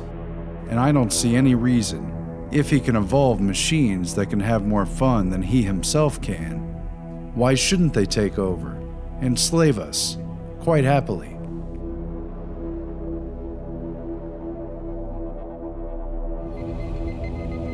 We used to argue about whether a computer can think. The answer is no. What thinks is a total circuit, including perhaps a computer, a man, and an environment. If you could control the environment, control the environment, the environment, the environment, the environment, the environment, the environment. All of the circumstances to which the individual must react to the environment in which he lives.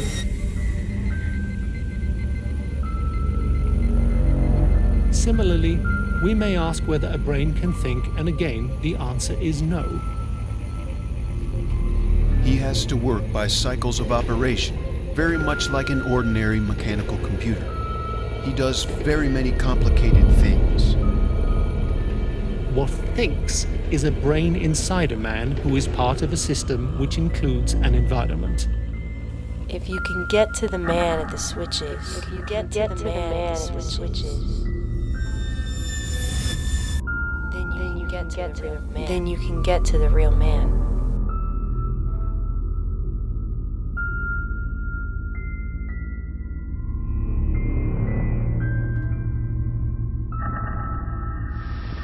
Scientists are not interested in controlling other people. They're interested in finding out how the world really works. Now, look, I'm not even able to run a gang of 20 people, and I've had 50 under me. No. To run the world, no. No scientist is fit for that.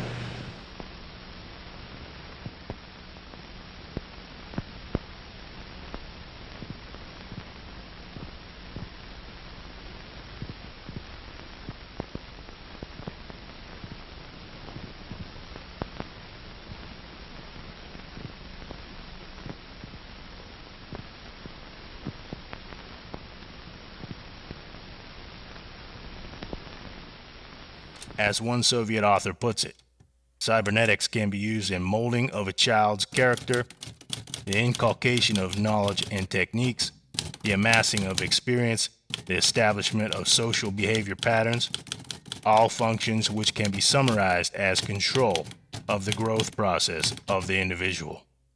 Students of particular disciplines in the USSR, such as psychologists and social scientists, also support the general cybernetic trend.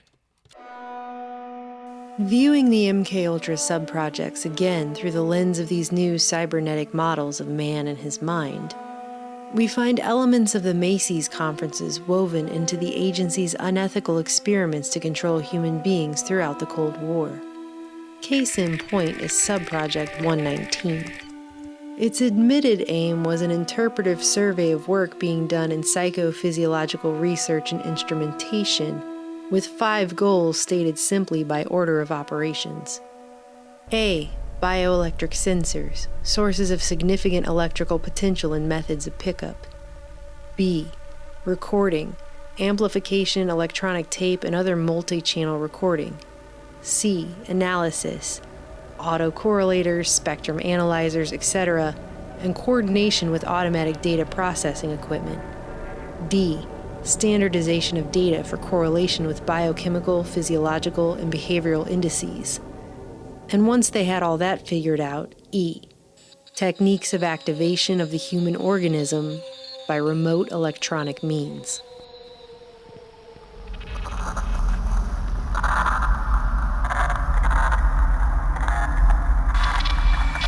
Time revealed the principal on Subproject 119 was Dr. Saul B. Sells, who moved to Texas Christian University after spending a decade with the Air Force School of Aviation Medicine at Randolph Field and working as a statistician for the government during World War II. Sells specialized in crunching data to extract patterns and insights about behavior.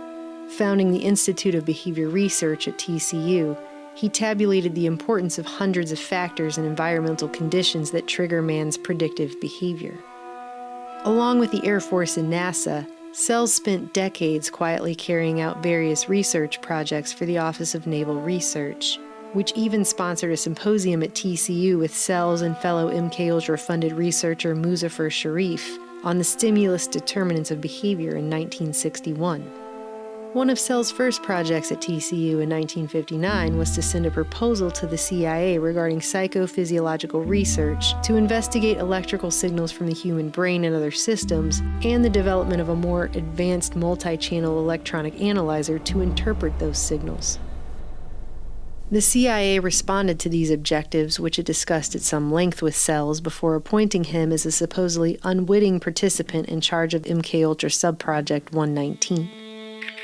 The work lasted almost 6 years through 1965 and was funneled through the Society for the Investigation of Human Ecology, later exposed as a CIA front run by Harold G. Wolff and Lawrence Hinkle out of Cornell Medical Institute, right across the street from the Rockefeller Institute for Medical Research on the Upper East Side of Manhattan. Okay, this is their perception of it, if I could No, just it continue. wasn't their perception of it either. No, it wasn't. Dangerous to his being, contrary to any previous consciously expressed intentions and interests, contrary to the good of the individual, and subversive to the goals for which he is consciously I understand working. all this talk. But the situation was, you see, those things were never done because of wise people on both sides. We not able to do this nor interested in it. They were, though. Some of the low-level people were, but the high-level people were not, to tell you the truth. The bioelectronics directories the CIA commissioned Sells to compile included a detailed Rolodex of invasive neurological research projects at countless institutions, being carried out by countless professionals. And yet the names that come up again and again reveal what a small world it really is. Not to mention multiple scientists who were later exposed as running their own MKUltra subprojects.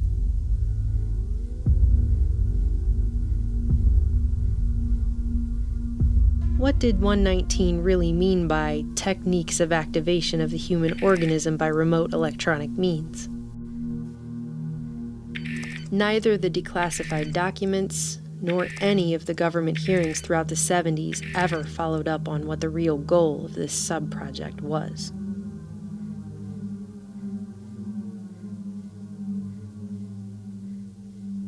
Dr. Jose Delgado is a good place to start.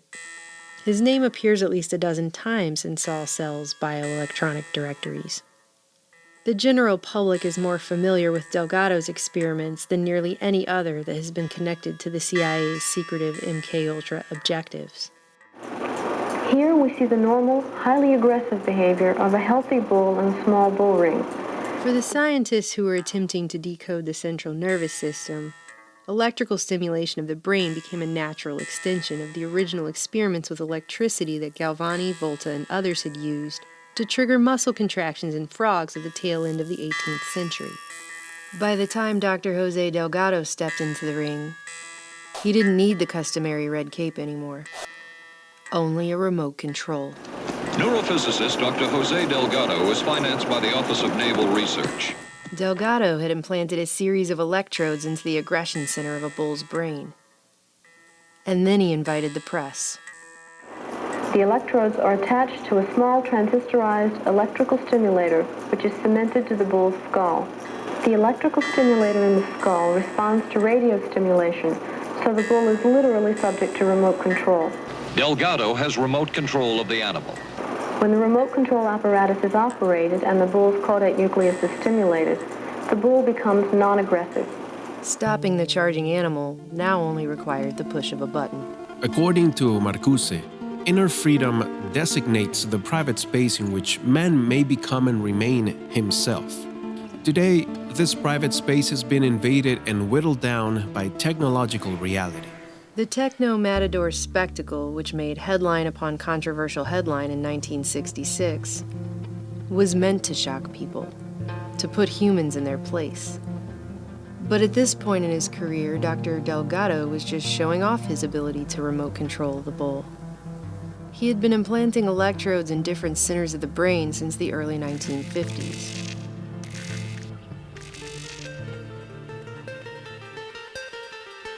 By demonstrating that he could turn a bull on and off like a toy, in what observers could have been forgiven for mistaking as high-tech voodoo, Delgado apparently fancied himself the ultimate matador. Recently released CIA documents refer to the feasibility of remote control of animals, and that special investigations will be conducted toward the application of selected elements of these techniques to man. But the good doctor was only one of a network of neurophysiologists and psychiatrists running parallel research programs across the U.S. and the world.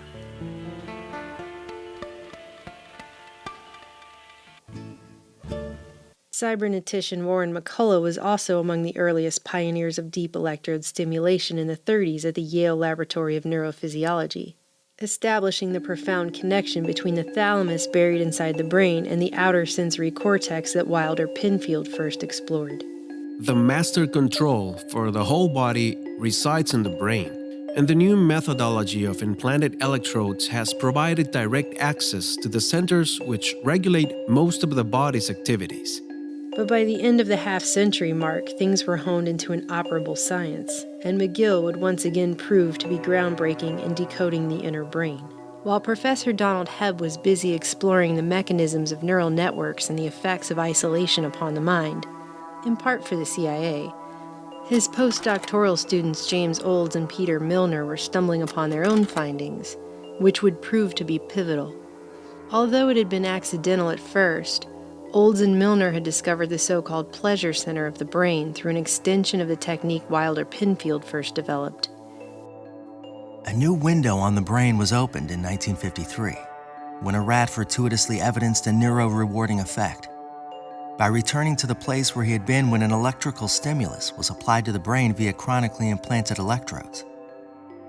In terms of conditioned behavior, this electrically induced reward became an end unto itself. In 1954, Olds created a reward map of the brain featuring locations where electrical stimulation caused mammals to come back for more. The reward map held true for rats, cats, monkeys, and humans. By 1961, James Olds, who'd been attending Macy's sister conferences on the central nervous system during the late 50s alongside Frank Fremont Smith, Howard Liddell, and other cybernetics acolytes, made history after he implanted an electrode into the pleasure center of a lab rat's brain and conditioned it to trigger its own self-satisfying electrical stimulation. This is a device which trains the animal to turn on the stimulus for himself. Here you notice the animal wandering toward the pedal. When he first touches it, he gets no stimulation. It's not connected yet. By pressing a simple lever. Then, one time he touches the pedal, it does turn on the stimulation. You can see the lights go on. Within this cybernetic loop of electric stimulus and reward, Olds and Milner's experimental rats quickly succumbed to self-stimulating their own brains repeatedly, thousands of times, foregoing their own natural drives for hunger, sex, and even willingly enduring immense pain. Now, I will electrify the grid. The animal must cross an area that gives a very painful shock to the feet in order to get to the pedal and stimulate the brain. Rats implanted with these electrodes continued to push and push and push the lever again and again and again, even until the point of death, just to receive this stimulating electrical reward. Clearly, these researchers had uncovered something with far-reaching implications. This shows a rat is willing to pay a very high price in order to get to the pedal.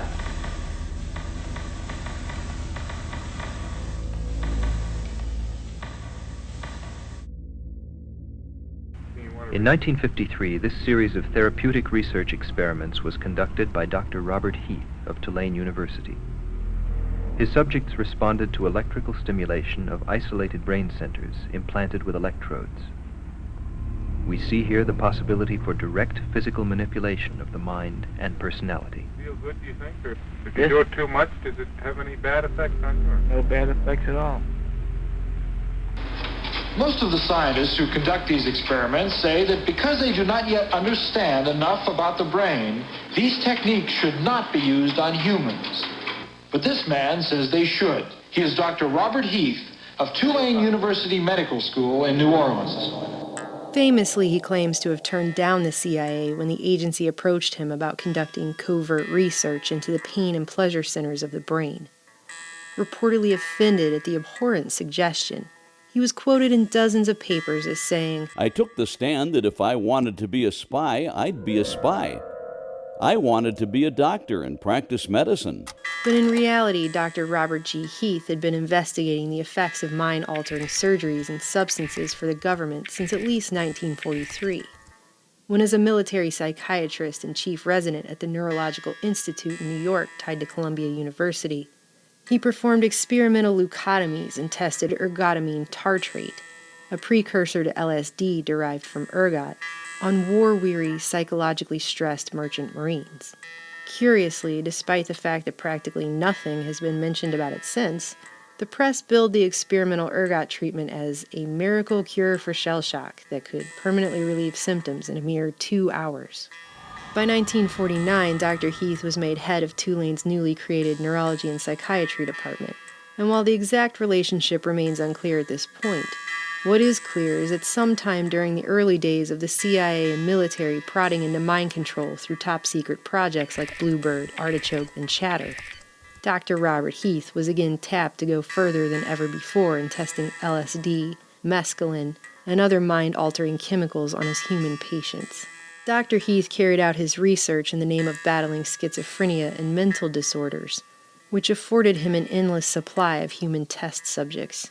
From the Tulane Medical School where he housed his labs, from the imposing Charity Hospital across the street, from the remote East Louisiana State Hospital hours away in rural Jackson, and even from the notorious Alcatraz of the South, Angola Prison.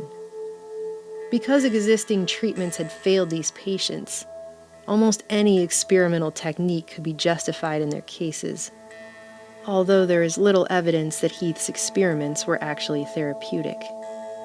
By 1952, Dr. Heath had already outfitted nearly 24 mental patients with semi-permanent electrodes in their brains.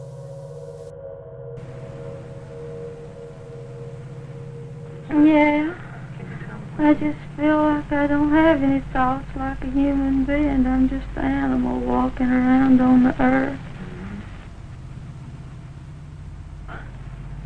Please don't do me like this. Please don't. I can't stand it. I don't like to feel like this. That's right, that's right, that's right, that's right, that's right. Now look at that smile you got now.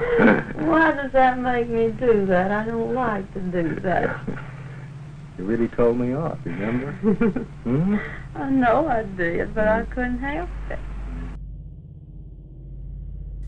In spite of all this, Heath's results were promising, at least to the intelligence community anyway. A 1954 volume published through Harvard Press with funding from the Commonwealth Fund, later revealed as a CIA cutout, included details about Heath's research presented at a symposium which attracted participation from other notables in the field. That same year, Dr. Heath was invited to Edgewood Arsenal, where he was the keynote speaker at an Army Chemical Corps event and discussed the progression of his work with electrical stimulation and recording in the brain of man. Perhaps not so coincidentally, Tulane University reportedly signed off on a facility security clearance for Heath's entire department afterwards. Other Army experiments continued on mental patients around the country. Work done at the Tulane Medical Center in New Orleans involved several drugs, hallucinogenics, and electrodes implanted in the brain. FOIA documents would later reveal that Heath also took a CIA contract in 1955 to study the effects of the drug bulbocapnine, allegedly being tested by the Soviets to induce stupor and break willpower. For his test subjects, Heath pulled a couple of otherwise healthy prisoners from Angola. The bulk of Dr. Heath's work and of the resources of Tulane Medical School were not just focused on the testing of drugs, but the altering of human behavior. This took on a decided focus with Dr. Heath's obsession over the septal area, a rather pliable part of the limbic system near the amygdala, where he believed schizophrenics may have had an imbalance, and where he found excitatory pleasure and inhibitory pain could be systematically elicited on an electrode's command. Now, as a patient at a New Orleans hospital, he has had electrodes implanted deep within his brain for a year and a half. In that time, he has been given a new personality. Dr. Heath paralleled in the human mind the old concept of the self-stimulating rat, in some cases turning over the control to his electrode-implanted mental patients. Dr. Heath inserted electrodes in the region of her brain he thought might be associated with pleasure. Who quickly learned that they could mitigate pain or induce a deep-seated pleasure or even sexual arousal with the push of a button. Find this button there. That's number 2 button. Most pleasurable. How do you feel? You're trying to tell me how it excites you, is that it? Oh, I think it's somewhat of a sexy button. Down long Louisiana roads, boiling hot in the summer heat. On the path to remote mental wards and prisons, the ethical dilemmas were beyond blatant.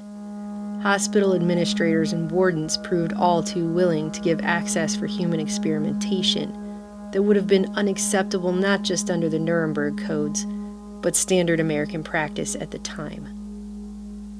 Dr. Heath also notoriously attempted to convert a homosexual man using brain stimulation to trigger his sexual centers in the presence of a female prostitute. Despite the highly publicized claim that he didn't want to be a spy, Dr. Heath was also attending symposiums on topics such as hallucinations, among many who would later be exposed as MKUltra subproject heads, including Dr. Maitland Baldwin of Subproject 62, Dr. Martin Orne of Subproject 84, and Dr. Louis Jolyon West of Subproject 43. There's no way that I can see that it could be abused or misused. The control is in his hands.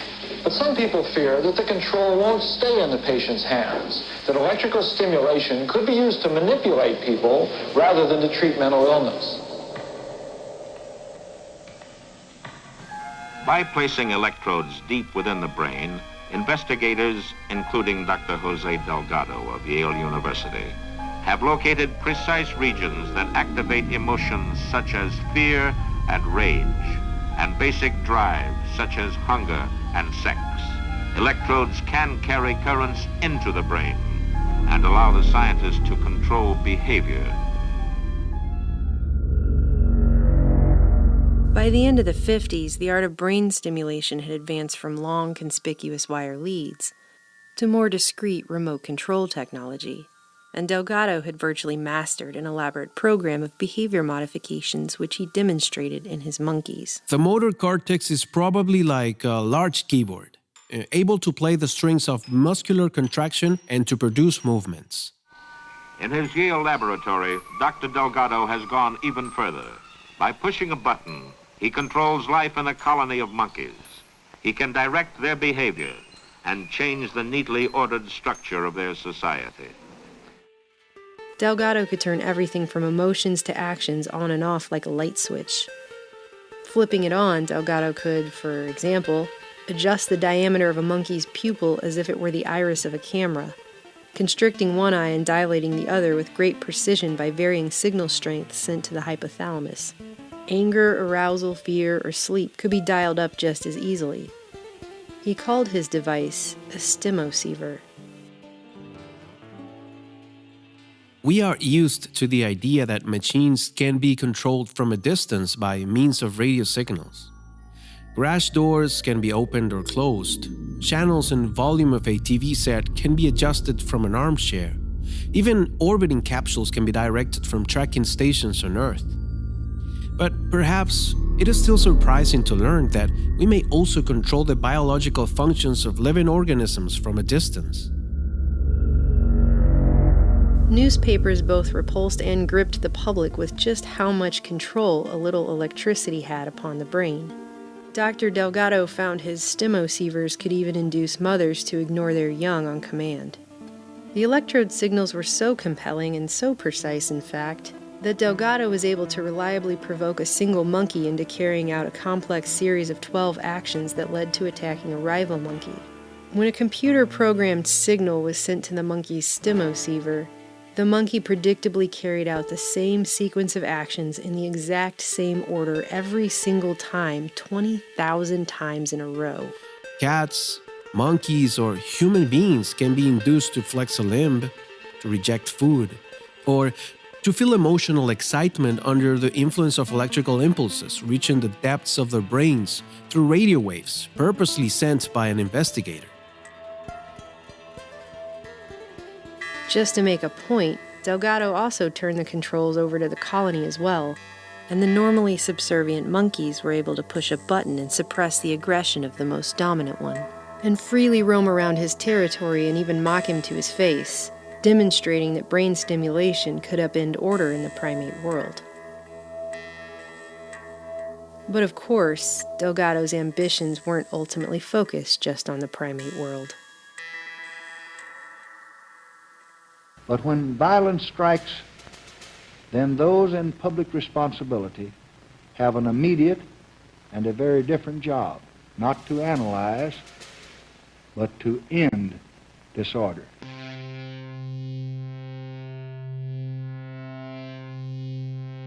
$200 million Americans did not strike down Robert Kennedy last night, any more than they struck down President John F. Kennedy in 1963,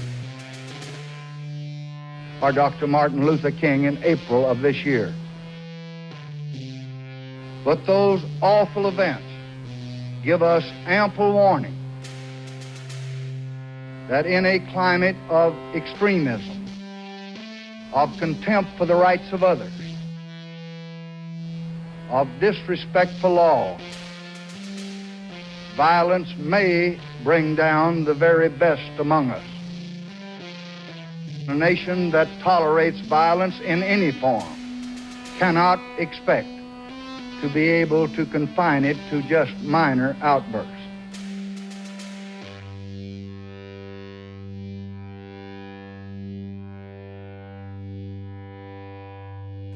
The violence must be stopped quickly, finally, and permanently. Psychosurgery, is that a reasonable practice? No. Even for the most serious of illnesses? No. Even after everything else has been tried? I get the feeling you mean, is it a reasonable therapy? Yes, that's right. No, but it's not a therapy. That's the first thing that needs to be said, is it's an experimental procedure. Now, if we recognize that it's experimental, then we would have to ask all your questions over again and say, is it a reasonable experiment? Is it a reasonable experiment? I would say it hasn't been conducted reasonably so far, and I don't see any signs that it's going to be. A reasonable, and I'm using the term reasonable to mean ethical, legal, and above board. That would imply, first of all and foremost, that the subject of the experiment is told that he's being experimented upon, and that isn't done. Working in conjunction with a team of doctors in Boston, Dr. Delgado experimented on neurological patients to develop a treatment to scientifically disarm violent behavior. Doctors Vernon Mark and Frank Irvin were emerging stars on the psychosurgery scene, with claims that ghetto rioters were just the beginning, that millions could be suffering from some ambiguous, undiagnosed brain disease and turn violent, despite the fact that the brain remained little understood in its complex, interrelated functions. Each patient wears a stimosiever, which receives a signal via radio that stimulates electrodes in the brain. Meanwhile, electrical signals of brain activity are sent back by telemetry, while the patient moves freely through the hospital ward. It can't be missed that this work was the logical progression of the CIA's MKUltra Subproject 94 for the, quote, continuation of investigations on the remote directional control of activities in selected species of animals through miniaturized stimulating electrode implants in specific brain center areas. During this time, Dr. Delgado's work was funded by the Office of Naval Research, which was later exposed as a conduit for covert funding for the CIA's MKUltra projects. Officially, however, the contractor who carried out this research is still unknown to this day. A FOIA request sent to the CIA for any information regarding contract work Delgado may have done for them was returned with a letter that the agency could neither confirm nor deny Dr. Delgado had ever worked for them. Behaviors such as aggression can be evoked or inhibited. Just as with primates and other animals, Doctors Delgado, Mark, and Irvin could hijack bodily functions and invoke some rather precise behaviors in their human patients, who, unlike their counterparts in the animal kingdom, could verbally describe what they were feeling and experiencing. There was a slight euphoria. The patients were definitely changed. Relaxed, enjoying themselves, frequently smiling, some laughing out loud. They wanted more. A female patient reported a pleasant tingling sensation in the left side of her body. Quote, from my face down to the bottom of my legs, unquote. She started giggling, openly expressed her fondness for the therapist, who was new to her, kissed his hands, and talked about her immense gratitude for what was being done for her. Repetition made the patient more flirtatious, until she openly expressed her desire to marry the therapist. Similar ESB response was generated in an 11-year-old boy who also reported fondness for the therapist, causing the child to state that he wished he was a girl instead of a boy. From about 200 other points, ESB produced unpleasant reactions including anxiety, sadness, depression, fear, and emotional outbursts. A female patient reported feeling threatened, that she thought something horrible was going to happen, a premonition of imminent disaster of unknown cause. Some patients said they just felt as if their minds were blank or as if they had been drinking a lot of beer. Still others were overcome by uncontrollable rage. Dr. Frank Irvin would later describe how one could sit with one's hand on the knob and control the level of the patient's anxiety. Now, can you tell me if there's any change at all? In one of our patients, stimulation through implanted electrodes evoked a flexion of the right hand. When the patient was warned of the oncoming stimulation and was asked to try to keep his fingers extended, he could not prevent the evoked movement, and said, I guess, doctor, that your electricity is stronger than my will. Curiously, many human patients, though aware of their treatments, were inclined to try and rationalize their actions when triggered by stimulation as though it were natural behavior. Electrical stimulation in one of our patients produced head turning and with a well-oriented sequence, as if the patient were looking for something. This stimulation was repeated 6 times over 2 days. The patient considered the evoked activity spontaneous and always offered a reasonable explanation for it. When asked, what are you doing? The answers were, I'm looking for my slippers. I heard a noise. I am restless. And I was looking under the bed.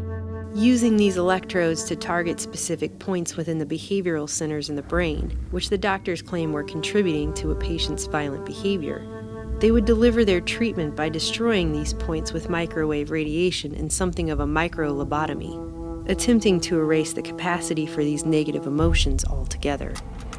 A direct disciple of Dr. Robert Heath, Dr. Frank Irvin was a neurologist and psychiatrist who spent his formative years in the seedy New Orleans atmosphere of experimental brain research, before being appointed head of the Stanley Cobb Psychiatric Laboratories at the elite Massachusetts General Hospital. The methods of deep brain stimulation that Frank Ervin acquired under Heath would now be put to even more controversial use in attempting to eradicate human violence.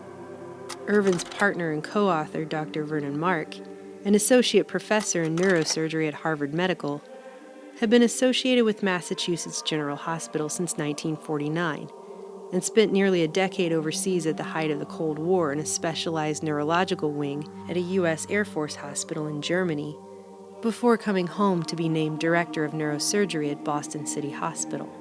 Doctors Mark and Ervin worked in state-of-the-art facilities under the direction of Dr. William Sweet, a Harvard medical professor and chief neurosurgeon at Massachusetts General who, just like Dr. Wilder Penfield, was a Rhodes Scholar and studied under Sherrington at Oxford. Dr. William Sweet, co-inventor of proton emission therapy, had long been experimenting on patients with radiation at Mass General. Some of this work, including injecting 11 terminally ill and comatose patients with uranium, was classified under the auspices of the U.S. Atomic Energy Commission. The United States government actually did carry out on our citizens experiments involving radiation. While most of the tests were ethical by any standards, some were unethical, not only by today's standards, but by the standards of the time in which they were conducted. Allegations of patient abuse and disregard for informed consent were later pursued in court, but never quite caught up to the prestigious and highly connected Dr. Sweet. To give you a little idea of the mindset these men brought to the operating table, Dr. Mark pointed out, quote, "Moral values are social concerns, not medical ones in any presently recognized sense." And in an interview, Dr. Ervin told Mind Manipulators authors Alan Shefflin and Edward Opton that brain-damaged children and senile elderly people are sometimes, quote, monstrous little organisms, and the kind of violent patients he treated were, to most doctors, a pain in the ass. Dr. Ervin also noted about his work that we're not talking about being nicer to people. I make no human argument at all. We're really talking about being socially cost-effective. I did not expect to be a reformer in psychiatry. I did not expect, in particular, to be the first physician to ever come out publicly opposed to lobotomy and psychosurgery and to take a public stand about it. I realized that psychiatry was going in a very bad direction. I went into private practice and I expected to write novels, maybe books about psychology, and to help people being a therapist. I was just sitting there reading newspapers and I opened up a psychiatric newspaper, and in it I found an announcement of the Second International Conference of Psychosurgeons. The first one had occurred decades earlier at the height of psychosurgery. I couldn't believe it. They were meeting in Copenhagen and they were giving an honorary degree of some sort of honorific prize to Walter Freeman, who had lobotomized 5,000 Americans during the Great Wave in North America that really took the brains of about 50,000 people. Never opposed by anybody significantly in the medical field. I sent out requests to every single conference attendee that I could find.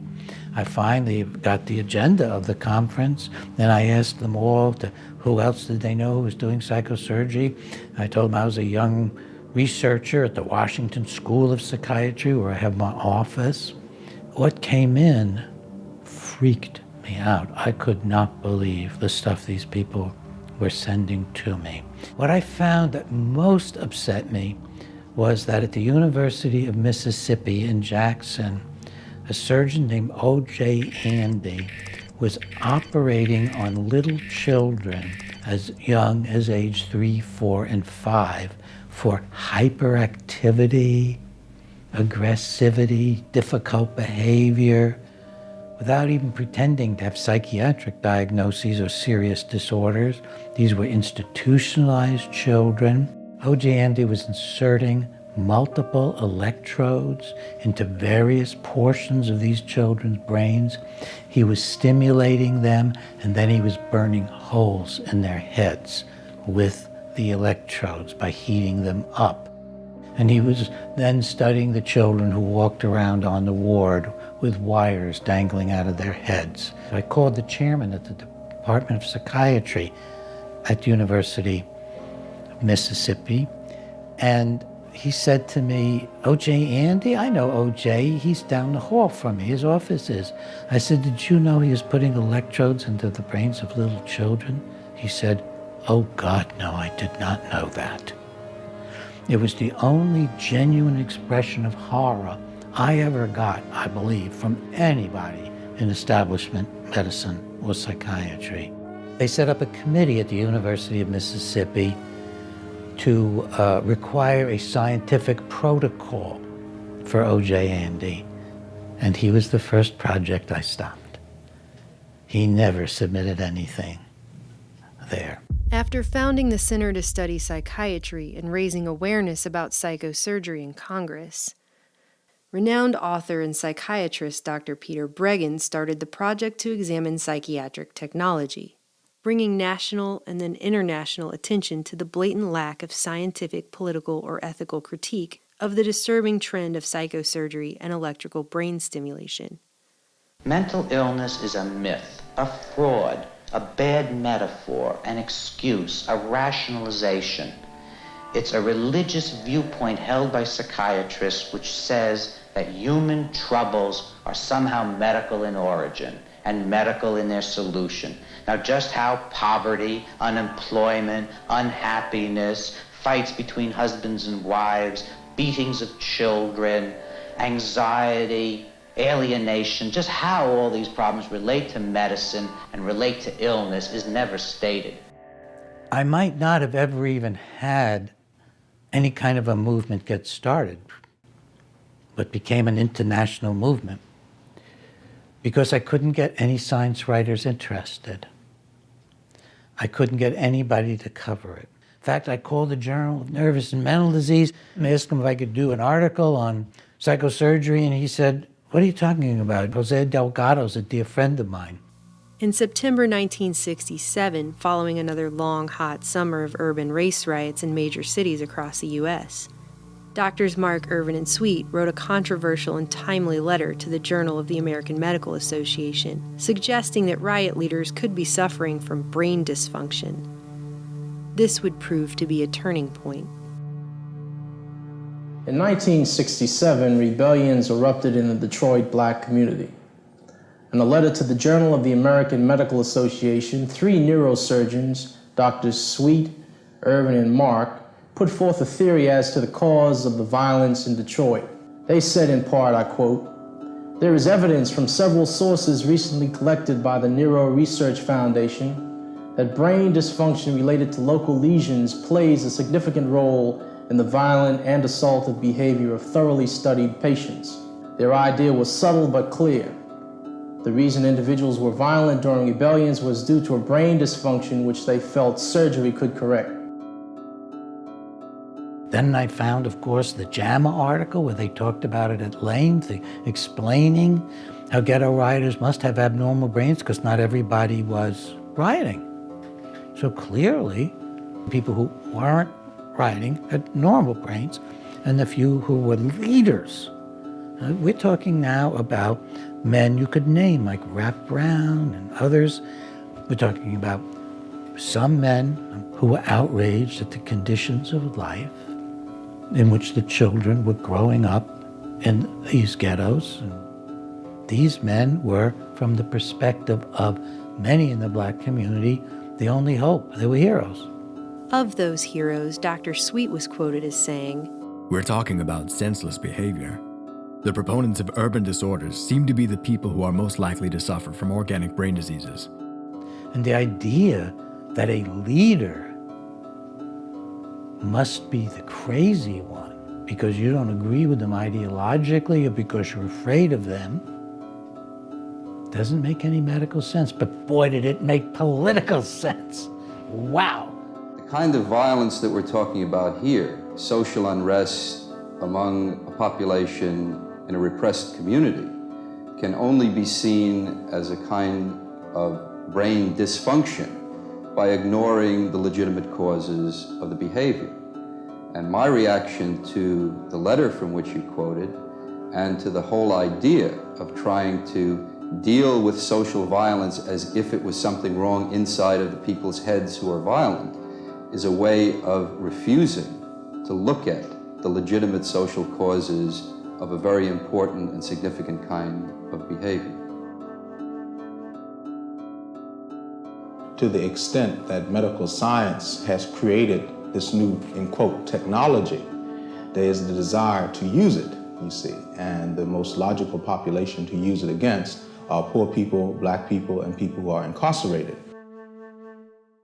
The Boston doctors called for an extensive research project to identify the early warning signs of violent behavior and pinpoint, diagnose, and treat people in inner cities with what they termed low violence thresholds before they had actually committed any violent acts.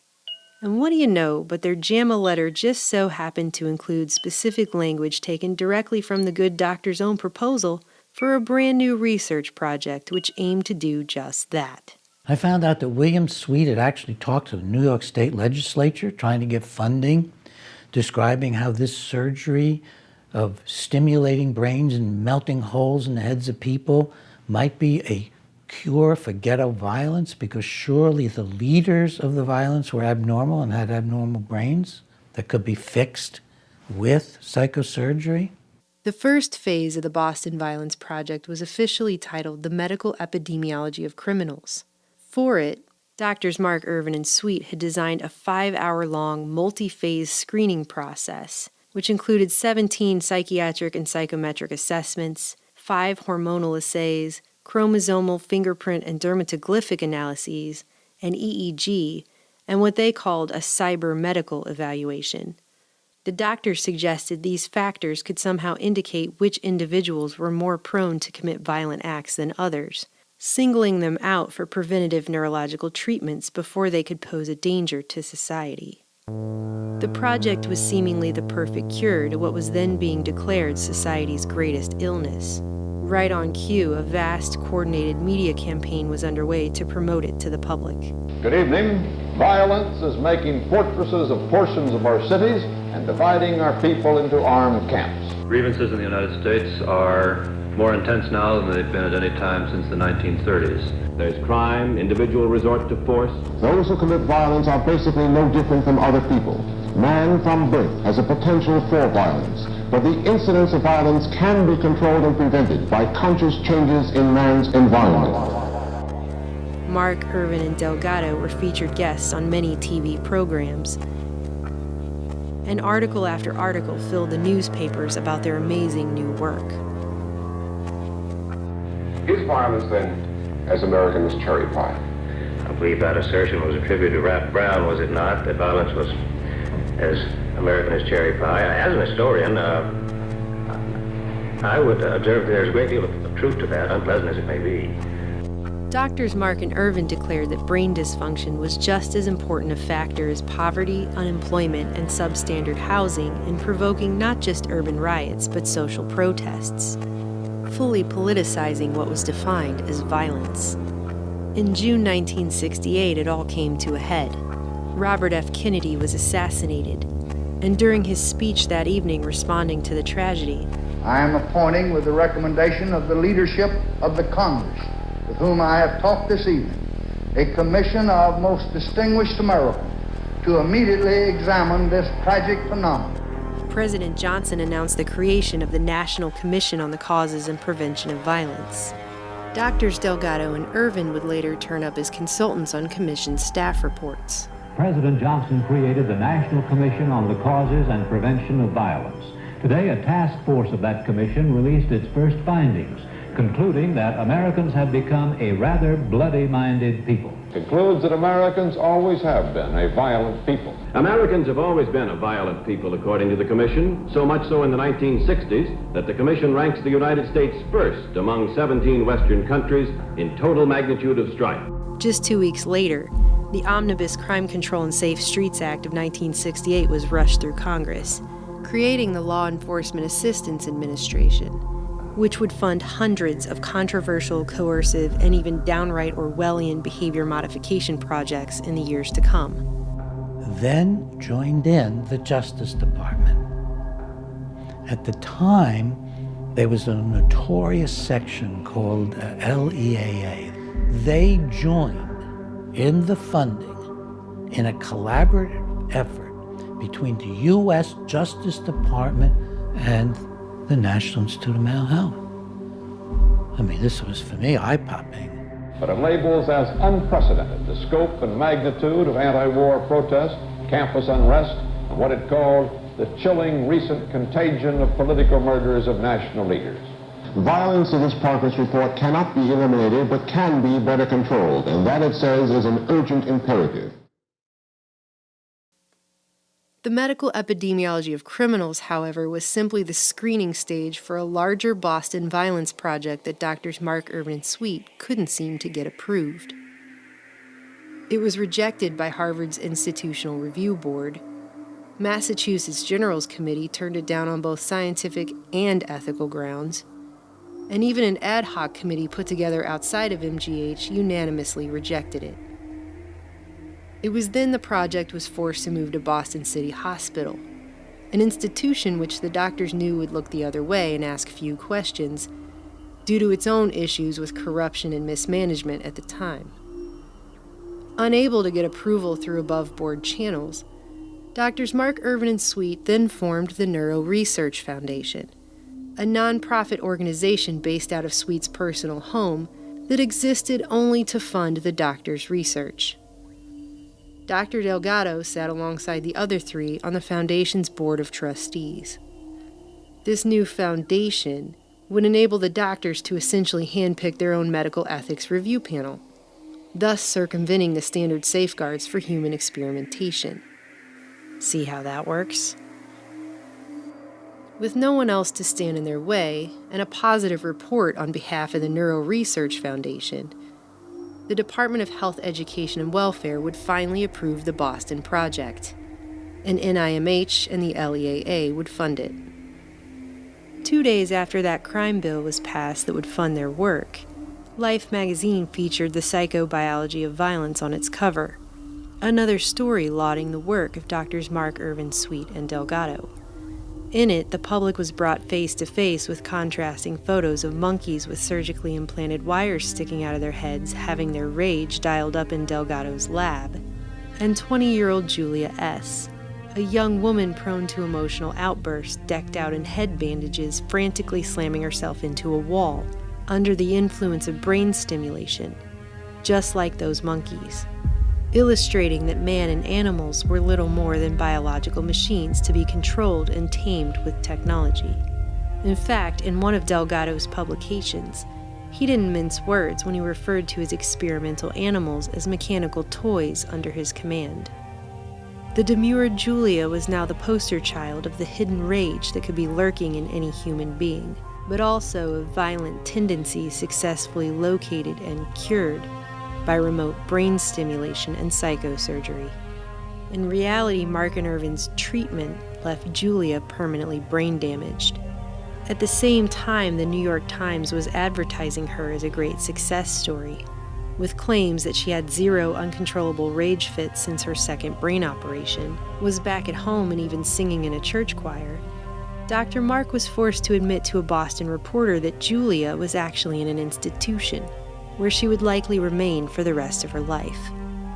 Despite this glaring inconsistency, one after the other, Dr. Jose Delgado and Drs. Mark and Irvin published books to garner wider public and financial support for their work. Delgado's 1969 book, Physical Control of the Mind, Toward a Psycho-Civilized Society, spells out in graphic, controversial detail exactly what the aim of such technology ultimately is: behavior modification and control at a society-wide level. The technology for destruction has now placed at the disposal of man a vast arsenal of ingenious weapons which facilitate all forms of violence, including crimes against property, assassinations, riots, and wars, threatening not only individual life and national stability, but the very existence of civilization. The New York Times promoted Delgado's book with the headline, "What kind of humans would we like to construct?" Is it feasible to induce a robot-like performance in animals and man by pushing the buttons of a cerebral radio stimulator? Could drives, desires, and thoughts be placed under the artificial command of electronics? Can personality be influenced by ESP? Can the mind be physically controlled? Meanwhile, headlines in newspapers all across the nation warned Americans that the United States was so overrun with violence.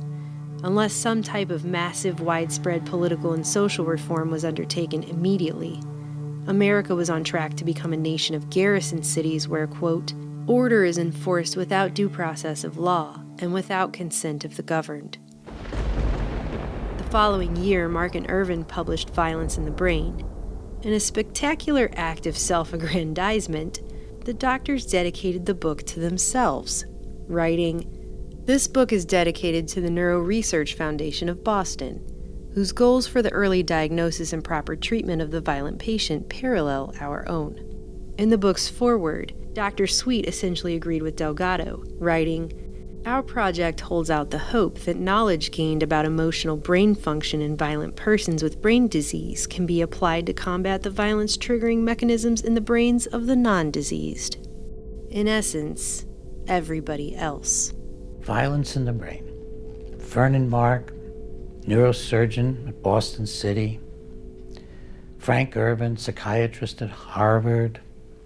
William Sweet, this powerful neurosurgeon during the introduction. And the book is about a man at the time called Thomas R.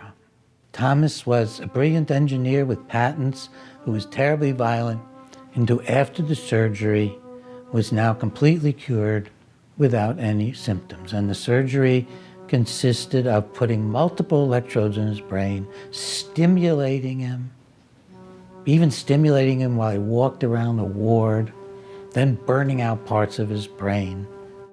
No patient was more highly publicized as a success of Markin Irvin's new techniques than Thomas R., whose real name was Leonard Kyle, their star patient who, according to their book, was diagnosed as suffering from temporal lobe epilepsy and prone to uncontrollable rages that the doctors were only able to subdue through remote brain stimulation and a bilateral amygdalectomy, which destroyed portions of his brain closely connected to emotional behavior. Well, I knew this was a lie. I didn't realize how huge it was going to turn out to be. So I began to get a hold of every single thing I could find that they had written. I was able to put together that at the point they wrote in Violence in the Brain that he'd been cured forever, he'd been just discharged from the hospital. It wasn't a follow-up at all. In fact, Leonard Kyle's story was the backbone of Michael Crichton's novel-turned-Hollywood film The Terminal Man, the inspiration for which came from Crichton's time on the ward in residency as a student of Dr. Vernon Mark.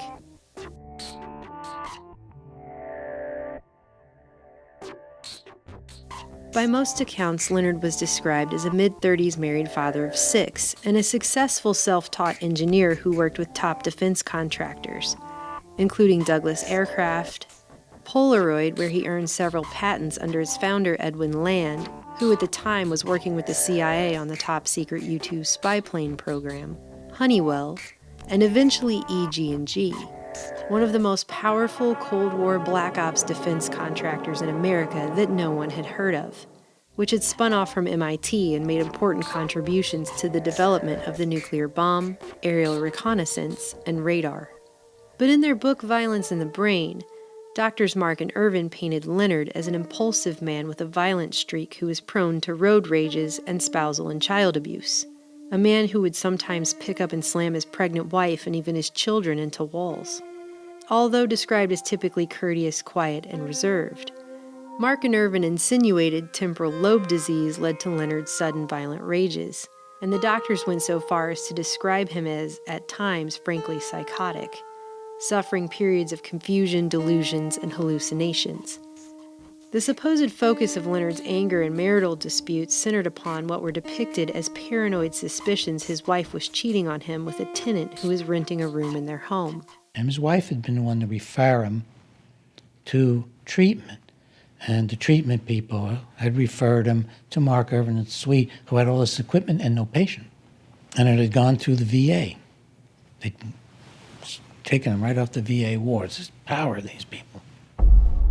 Leonard's medical records, however, showed no evidence of temporal lobe disease. In fact, outside of mild depression, Leonard's records showed no evidence of paranoid delusions or any psychotic symptomology at all. The VA records showed him to be entirely normal. His brain waves were normal. He was normal. There's nothing really in the record that shows anything serious. And then they took him and put him in their project. Here the timeline gets fuzzy. During the spring of 1966, Leonard was officially admitted to the Violence Research Unit, where Mark and Irvin claim they spent months trying many combinations of anti-seizure medication, tranquilizers, and psychic energizers, but to no avail. So Dr. Mark implanted an array of at least 80 electrodes into Leonard's brain. Leonard wrote to his mother and described what was being done to him in Boston as the stuff of science fiction. During my conversations with Helen Geis, his mother, she brought me a telegram. These are the days of telegram from Vernon Mark. She had written him and said, "I hear my son is undergoing surgery. Can you please tell me about it?" And the telegram said, "Don't worry, your son is undergoing minor surgery." We had it in print. The doctors outfitted Leonard with one of Dr. Delgado's stimosievers, which sent a steady stream of telemetered EEG data analyzed by computer for an impending violent episode. Then the computer would decide when to remotely stimulate Leonard based on the data. The doctors note that Leonard was a landmark for them. It was the first time they were able to demonstrate that systems in the limbic brain both start and stop attack behavior in man. Then I found a very obscure article by these men, maybe so obscure they didn't expect anybody would find it, and it said that he'd become psychotic while they were stimulating him. And it described how he was saying, "I don't want this anymore, I don't want this anymore." Egregious lack of consent aside, now they had a remote trigger for human aggression, a type of activation of a human being by remote electronic means. Just like one of the major goals of the CIA's MKUltra subproject 119. They would just toy with his brain. They would toy with it while he was walking around, and he didn't know it was turned on, so he didn't even know what was happening to him.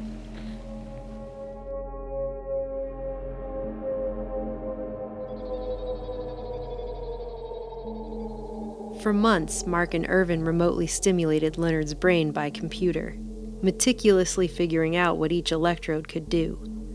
Some made him feel like he was losing control, others like he was floating on a cloud. It was during this stimulation-induced relaxation that the doctors suggested making destructive lesions in the medial portion of both of Leonard's amygdalas. While under the influence of stimulation, Leonard agreed to the surgery. Even Mark and Irvin admit in their book that after the stimulation wore off, the idea of anyone's making a destructive lesion in his brain enraged him, and it took many weeks of patient explanation before Leonard finally accepted the idea of bilateral lesions.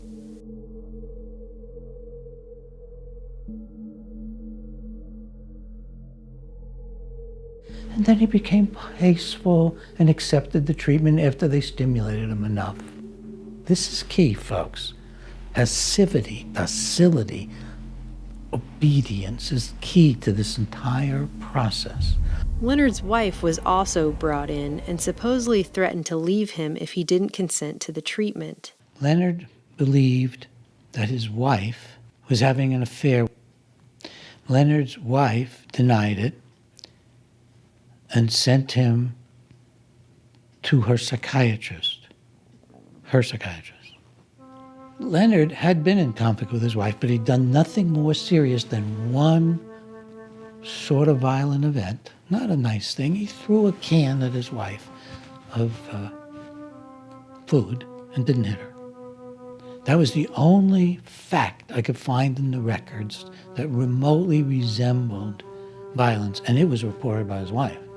Despite eventually going through with it, Leonard's wife not only filed for divorce while Leonard was still in the hospital, she eventually remarried to the very tenant Leonard had been worried was having an affair with his wife all along. After a series of lesions were burned into his brain via passing high-frequency microwave currents through his electrodes, Leonard was finally discharged in August 1967 after more than a year in the hospital, a year that would change the course of his life forever.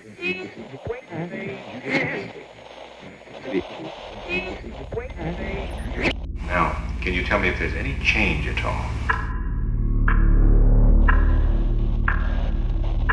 Now, can you tell me if there's any change at all?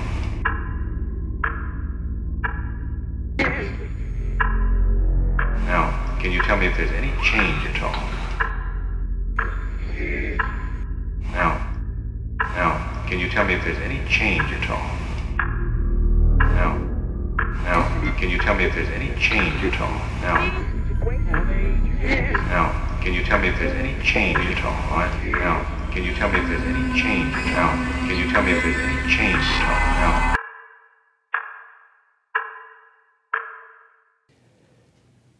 One of the big breakthroughs was when I was on the air talking about Thomas R., whom I also saw at one point had also been called Leonard K. Apparently somebody heard me on the radio and called Leonard's mother. And I got a letter from Leonard's mother, and it said, "Now I understand. I knew they turned my son into a vegetable," she used that word, "but now I see what it was, what they were doing to him. He's been horribly destroyed since he came back from Boston. He's had multiple hospitalizations, chronic patient at the VA." It wasn't until after his treatment in Boston that Leonard committed his first official act of public violence. After moving across the country to live with his mother in Long Beach, Leonard was arrested a few months later for a fight in a nearby town and wound up undergoing the first psychiatric hospitalization of his life at a California VA. Now hallucinating, delusional, and confused, Leonard was admitted to a lockdown psych ward and placed on heavy doses of psychotropic drugs. Less than a year after being released from Mark and Irvin's violence project, the VA declared Leonard 100% disabled.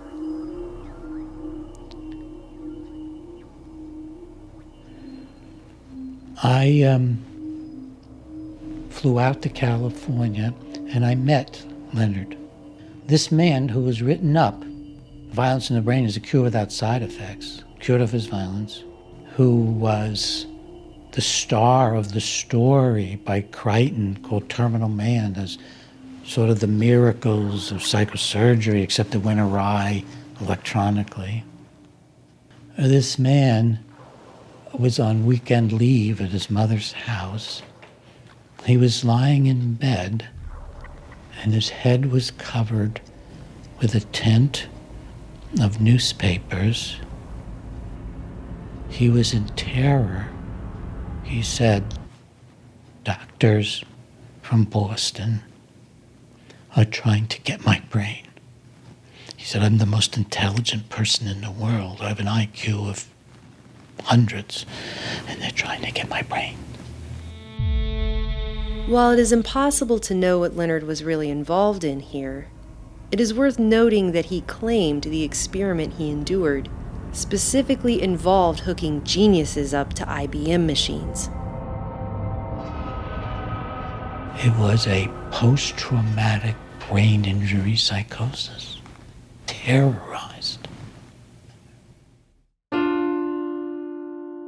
Leonard went from brilliant engineer and gainfully employed husband and father of 6 to a patently deranged, chronically hospitalized, sometimes violent psych ward patient after his treatment in Boston.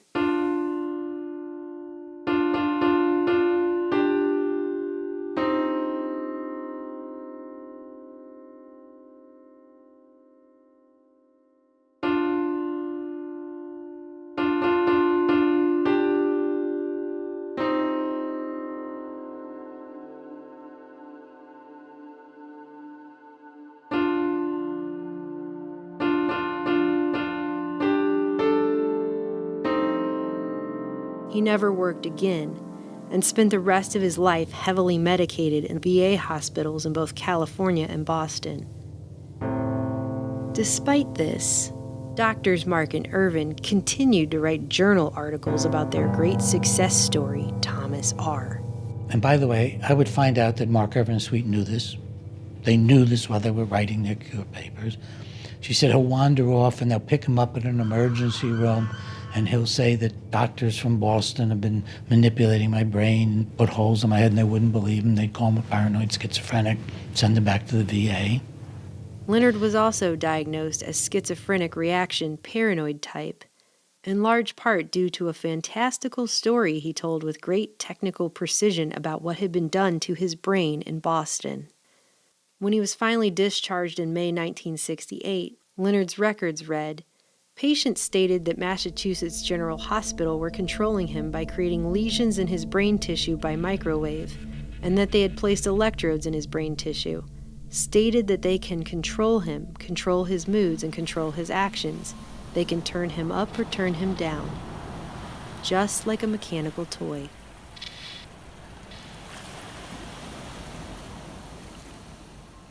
I said, I want to get his records. But I'm afraid if we ask for them, they'll purge them. I went back to Boston with a letter that I was to obtain a complete copy of Leonard Kyle's records. And I called Boston City Hospital. And they said, we have no such record. It's in Dr. Mark's private office. Isn't that interesting? I called Dr. Mark's office. And I said, I'm at a telephone booth with a reporter. I gave him the name. And if you don't deliver me a copy of those records in 24 hours, we're going to publish it, that you haven't done it. And I'd had awfully good coverage in Boston, and I got the records. In those records, I found things like, Leonard wants to leave the ward.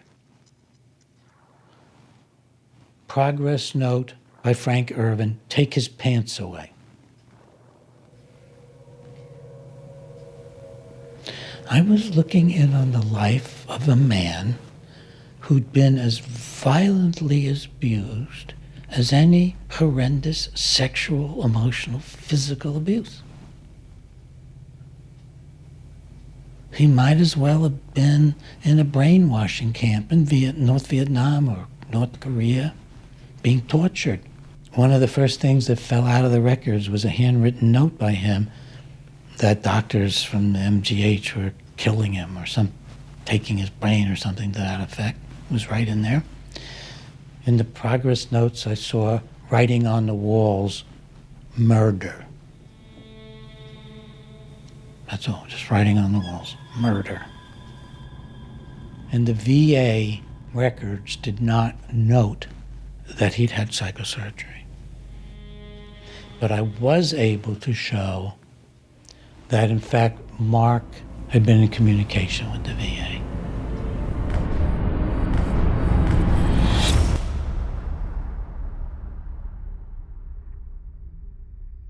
Meanwhile, as the American public was being sold this treatment as a potential cure for violence, when you look over other civilizations that were once center stage in the world and now are some of them just footnotes, it wasn't because the barbarians came in and destroyed them. It was because they fell because of their failure internally to do that which had to be done and do it in time. this track of technologically driven brain research was more than just the next logical step in medicine.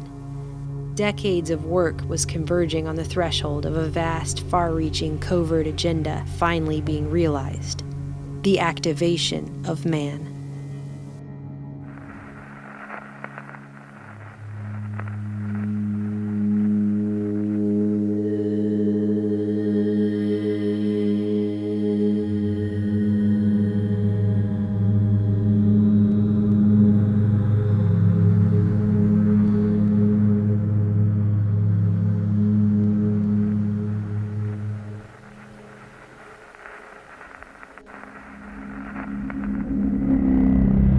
Dr. Horace W. Magoon, considered one of the fathers of neuroscience, was also focused on activation in 1948 when he co-discovered the reticular formation in the brainstem, responsible for sending electrical signals and brain waves that activated waking and sleeping states and seemed to hold fundamental sway over consciousness as well, which deeply fascinated cybernetician Warren S. McCullough, who'd known Magoon since their days in Chicago. At the Illinois Neuropsychiatric Institute, Warren McCullough, Gerhard von Bonin, and a number of young research-oriented neurosurgeons, a high-spirited atmosphere of excitement in the basement lab at the INI was a novel and stimulating experience. An eager McCullough invited Magoon's closest associate, Donald B. Lindsley, a psychologist and neurophysiologist, to the Macy's Cybernetics meetings back in 1949.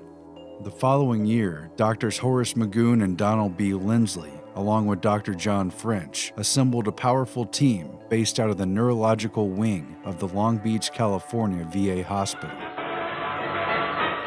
The Bob Hope Show, transcribed direct from the Veterans Administration Hospital at Long Beach, California. Curiously, the same one Leonard Kyle would be treated at in the aftermath of his participation in Mark and Irvin's experiment in Boston. By 1950, this Long Beach VA facility had become no mere veterans hospital.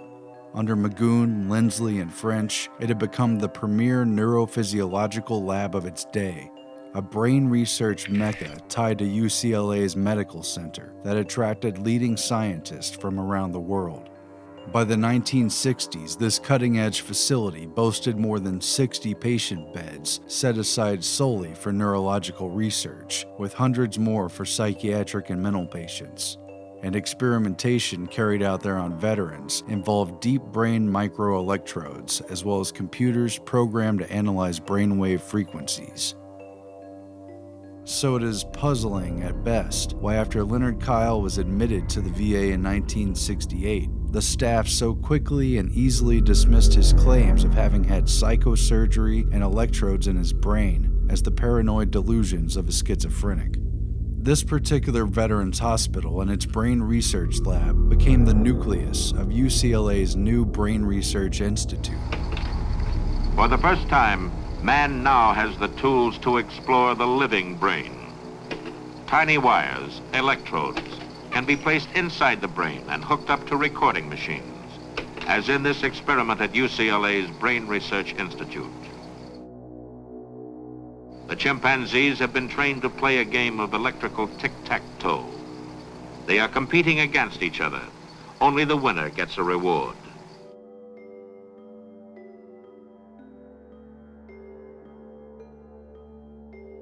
"5 years after MKUltra had officially begun, a special Macy's conference was formed in 1958 to exchange information on the central nervous system and behavior, chaired by Dr. Horace Magoon and facilitated by Macy's Foundation Medical Director and Massachusetts General Neurologist Frank Fremont Smith. The conference editor was one of the most powerful doctors inside Massachusetts General Hospital, Mary A.B. Brazier, an EEG expert and polymath neuroscientist from a well-connected family who had immigrated from Britain at the onset of World War II on a Rockefeller Fellowship to work in Stanley Cobb's specialized department at MGH. The group's participants were steeped in secrecy and had deep ties to clandestine intelligence agencies. Among these were neuroscientists who experimented with the pain and pleasure centers of the brain, alongside CIA and MKUltra contractors, as well as representatives from the DoD's Research and Engineering Branch and the Walter Reed Army Institute for Research. This Macy's Central Nervous System group also hosted a number of distinguished scientists from within the USSR. This series of conferences served as a springboard for the Moscow Colloquium on Higher Nervous Activity, a significant moment at which American scientists contracting with defense agencies worked with, rather than against, the Soviets during what was supposedly the height of the Cold War. Why is it that everything the other side says is propaganda while we call what we say information? With backing from the Rockefeller Foundation, the Macy's Foundation, and the National Science Foundation, Mary Brazier and Horace Magoon would lead a small delegation of Americans to Moscow in October of that same year, at a time when such travel was otherwise heavily restricted and rare, to convene with the ideological successors of Pavlov, who were working on the, quote, mechanization of the central nervous system. For years, Stalin had forbid cybernetics in the Soviet sphere, despite its origins in the physiological labs where Pavlov studied his dogs. However, Stalin's conspicuous death in March of 1953, just 1 month before the official start of MKUltra, had opened the door to both Soviet and world cybernetics. Declassified documentation has revealed that indeed, Dr. Mary Brazier had a close relationship with the CIA, and that her liaison was on an intimate first name and even nickname basis with both her and Horace Tid Magoon. Additionally, it was revealed that the CIA had also directly sponsored at least part of the Macy's Central Nervous System meetings. 1958 proved to be a pivotal year, but one more meeting was necessary to set the stage for the activated man. In June, Boston was host to the Sensory Deprivation Symposium, drawing together an elite cadre of cyberneticians, neurologists, and CIA MKUltra contractors to coordinate the next decade of clandestine brain research. The event was jointly sponsored by Harvard Medical School, Boston City Hospital, and the Office of Naval Research. This connection was acknowledged by Donald Hebb, who admitted during the conference that his work on isolation, quietly sponsored by the Defense Research Board of Canada, began with the, quote, problem of brainwashing, but that he and his fellow researchers were not permitted to say so in their first publication. Hebb had been invited by the Macy's and Rockefeller Foundation-funded Dr. Stanley Cobb, who presided over the symposium, and praised Dr. Hebb's, quote, courageous experiments on sensory deprivation, as well as his, quote, ingenious ideas on studying perception in human beings through isolation techniques. Attending this symposium was a familiar cast of characters, including a key unit of cyberneticians, Norbert Wiener, Warren McCullough, W. Gray Walter, and Lawrence Kuby, alongside UCLA Brain Research Institute's Horace Magoon, Donald Lindsley, and Mary Brazier, who is transferring to UCLA's Brain Research Institute, as well as MKUltra contractor Dr. Louis Jolyon West, who is about to lead the UCLA Neuropsychiatric Institute. Also attending was a young Dr. Frank Irvin, who had recently transferred from Tulane working with Dr. Heath to take over the Stanley Cobb Chair of Psychiatry at Massachusetts General. Dr. Cobb marked 1958 as a watershed year for progress in understanding the central nervous system, presenting a radical new picture of activity in the brain based on reverberating circuits, feedback systems, communication theory, and the modulation of sensory perception, all of which became central to the fields of physiology, psychology, information theory, and cybernetics, as well as the aims of the CIA's MKUltra program. This new core of knowledge replaced the classical understanding of the brain. It would now be treated as a biocomputer, to be scanned, screened, decoded, and reprogrammed. By 1960, the word cybernetics was used by the Soviets to designate this new trend. This new science is considered by some as the key to understanding the human brain and the product of its functioning, psychic activity and personality, to the development of means for controlling it, and to ways for molding the character of the new communist man.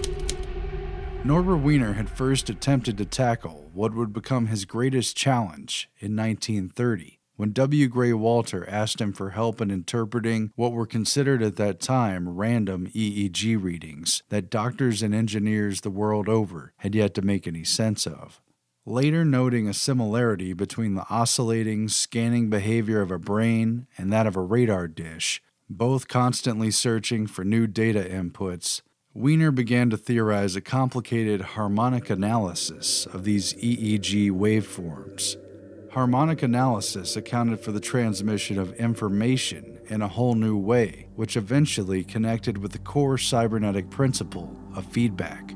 And we must get rid of any notion straight away that control is something imposed on the system from outside. It has to be built into it. It's called feedback, and feedback is ubiquitous in control systems. If one could modify the way the brain processed signals, one could program the brain, the behaving entity, just like the equipment in missile control rooms and just like the experimental animals who'd been conditioned to perform predictable behaviors in the lab. By 1955, Norbert Wiener, who had long ago sworn off work on, quote, weapons of war, despite his continued collaboration with the very military technicians and defense contractors who'd made those weapons, had overseen the completion of a powerful new device, which he created with Massachusetts General's electrical engineer John Barlow and Walter Rosenblith, an Austrian-born engineer who ran MIT's Communication Biophysics Laboratory. Mary Brazier, too, would work on this big project, which would become one of the Cold War's least known but most powerful secret weapons. They called it the autocorrelator. The apparatus made an enormous clatter.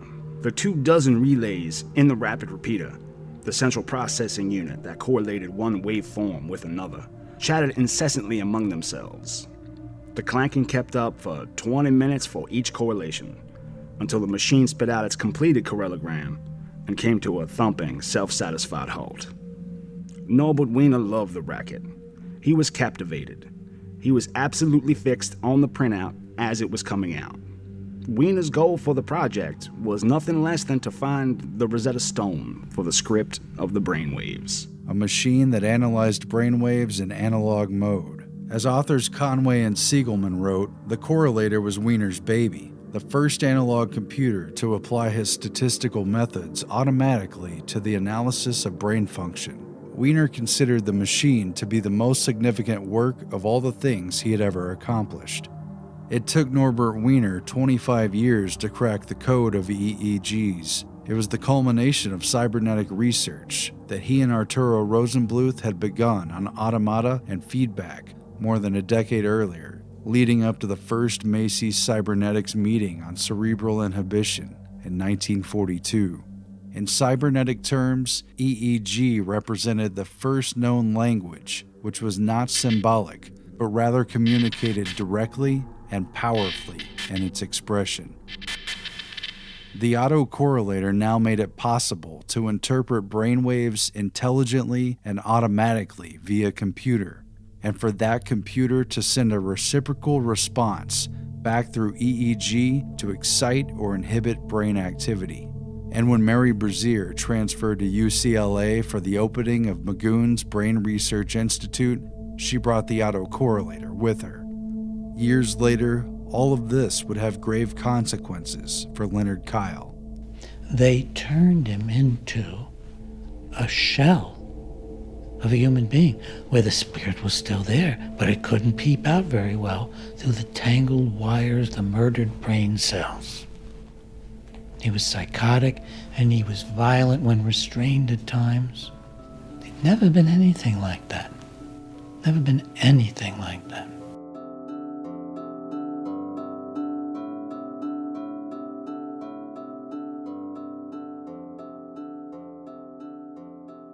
The Boston Violence Project continued with funding through the NIH and the LEAA. Dr. William Sweet was so powerful and had friends in such high places that in 1971 he was able to directly petition Congress for funds for their violence study, bypassing the ordinary process. The project, unlike your average scientific and medical proposals of the day, was aided by an organized political campaign to garner congressional support run by one of Washington's top lobbyists. These guys went to Congress. They got a direct science grant from Congress. Congress doesn't give grants for scientific research. They came out with $500,000. They gave it to NIMH, completely bypassed all the review processes of NIH, and said, you give it to Mark, Irvin, and Sweet for their research. This is how high up the chain this project truly went. All of this despite the fact that brain lesions such as Leonard's were well known for years to cause something called Kluver-Bucy syndrome. In 1939, psychologist and mescaline researcher Heinrich Kluver, a core member of the Macy's cybernetics group, and his colleague neurosurgeon Paul Bucy observed that monkeys who received bilateral temporolimbic lesions fell victim to a multitude of permanent behavioral effects, including everything from docility to psychic blindness, or the inability to appropriately recognize the emotional importance of events, such as the ability to feel fear. The same effects were produced when lesions were burned into the amygdala as well. So now I found myself looking at what looked like one of the worst, most egregious, involuntary, brutal experiments ever reported in the medical literature, and nobody but me that I could find anywhere seemed to be bothered by it. One unlikely source of concern came in the form of neurologist Dr. Ernst Rodin, who visited the Boston group after reading Violence in the Brain, hoping to gain information he could apply to a similar experiment he planned to run on violent sex offenders out of the Lafayette Clinic in Detroit. Dr. Rodin came away with a very different picture of what was actually going on in Boston than what was reported in Mark and Irvin's book. The nursing staff informed him that, despite supposedly being a project about the treatment of violent criminals, none of the 35 patients in Mark and Irvin's initial study were violent criminals, or even truly violent people. Dr. Ira Sherwin, the Boston Project's head neurologist, concurred with the nurses and stated that he was not aware of any genuinely successful cases, including Julia S. and Thomas R. Of Violence in the Brain and Mark and Irvin's research, Dr. Rodin concluded, "We have been misled." Maybe now is a good time to mention that, just like Drs. Heath and Delgado, a FOIA request to the CIA regarding any contract work done by Drs. Mark, Irvin, or Sweet for the agency was returned with a statement that the agency could neither confirm nor deny that the men had ever worked for them. So we have these American surgeons, some of the most famous in the country, getting funding from a combination of NIMH and the Justice. Can you imagine anything more totalitarian than putting psychiatry and justice together? By 1972, internal LEAA memos show that the agency decided not to renew Mark, Irvin, and Sweet's funding, due to, among other things, the fact that they discovered Dr. Irvin was vacating the Boston Project without informing the LEAA, to take up a new position at UCLA, in addition to evidence of the misuse of federal funds, including the fact that Irvin had used grant money to purchase equipment from a firm in which he was the major stockholder. The agency also noted that despite being proposed as the entire point of their research, the present proposal contains no attempt to develop treatment or follow-up procedures for the patients involved. Because, as it should be glaringly obvious by now, that is not what this was ever about.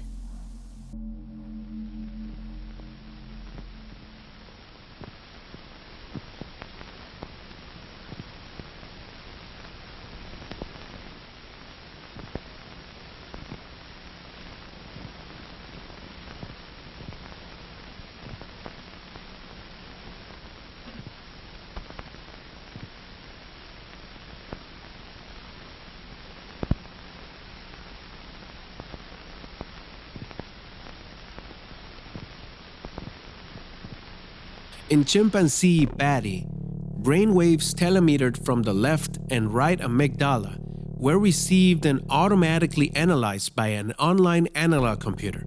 This instrument was instructed to recognize a specific pattern of waves. The computer was also instructed to activate a stimulator. Each time the waves appeared, radio signals were sent to Patty's brain to stimulate a point known to have negative reinforcing properties. Electrical stimulation of one cerebral structure was contingent upon specific EEG patterns in another area of the brain, and the whole process of identification of information and command of action was decided by the online computer. In this process, Patty's very capacity for carrying out certain behaviors was drastically and rapidly altered through a very sophisticated form of computer-driven conditioning, which continued until the offending brain activity was no longer physically possible. 2 hours after the brain-to-computer feedback was established, activity in the amygdaloid nucleus was reduced to 50%. 6 days later, with daily 2-hour periods of feedback, drastically reduced to only 1% of normal occurrence. The experiment showed how brainwaves could be singled out and virtually eradicated. Using the autocorrelator, EEG expression was filtered, altered, and domesticated.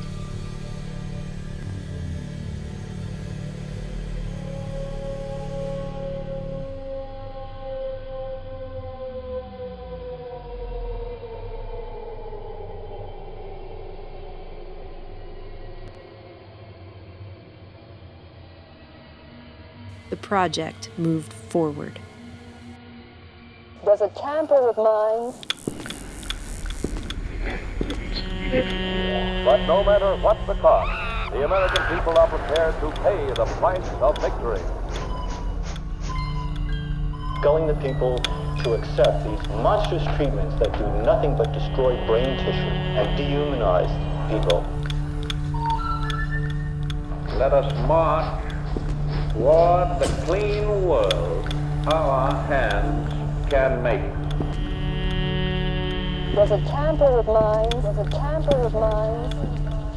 And if so, does anyone have the right to do that?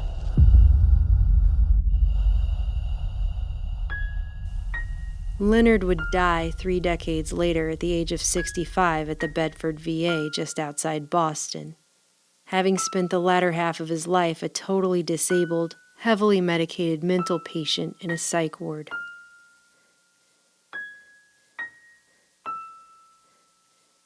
Despite having completely ruined a man's life after mutilating his brain, Doctors Mark and Irvin continued to publish success stories about Leonard's case up until at least 1975. But I wouldn't, even if they were convicted of murder, want to unleash these psychosurgeons on them. There are protections against cruel and unusual punishment. Believe me, it is crueler to have done to you what was done to Leonard Kyle than to be put to death. It's crueler and more hopeless and more horrible.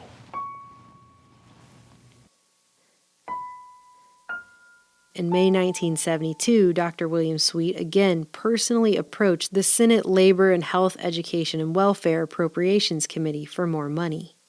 This time, Sweet was asking for $1 million to branch out, to open a series of violence institutes like the Boston Project for the study of violent behavior across the nation. Sweet stated on the record that his appearance before Congress was on behalf of not just himself and colleagues at Harvard and MGH, including Dr. Vernon Mark, but also the Brain Research Institute of UCLA, in addition to UCLA's Neuropsychiatric Institute, under the medical direction of Dr. Louis Jolyon West. Dr. West spent his entire career first in the military and later in academia, researching all manner of behavior modification, everything from cults to communist mind control techniques, dissociation, hypnosis, sensory deprivation, hallucinogens, for which he attended cybernetician Frank Fremont Smith's Macy's conference on LSD, social engineering, and more. As a psychiatrist, Dr. West reportedly examined Lee Harvey Oswald's assassin Jack Ruby, homicidal cult leader Charles Manson, infamous kidnap victim Patty Hearst, the man convicted of assassinating RFK Sirhan Sirhan, and even convicted Oklahoma City bomber Timothy McVeigh. He also reportedly monitored Haight-Ashbury's so-called acid ghetto before and during the Summer of Love. It wouldn't be revealed until years later that Dr. West was involved in CIA MKUltra research, that he was the main contractor in charge of Subproject 43 with a top-secret clearance, a project involving the altering of personality through sensory isolation and environmental manipulation, including the use of drugs and hypnosis. Dr. West's book Hallucinations is dedicated to aforementioned cybernetician Heinrich Kluver, of Kluver-Bucy syndrome fame. Unsurprisingly, right on cue, Dr. Irvin and other Boston Project associates were on their way to California ahead of Dr. West's new project, as mentioned by Dr. Sweet to Congress, the Center for the Study and Reduction of Violence at UCLA. Sounding just like Drs. Mark, Irvin, Sweet, and Delgado, Dr. West decried the growing plague of violence as our greatest ill, and claimed his was just the project President LBJ's Violence Commission had called for to cure it.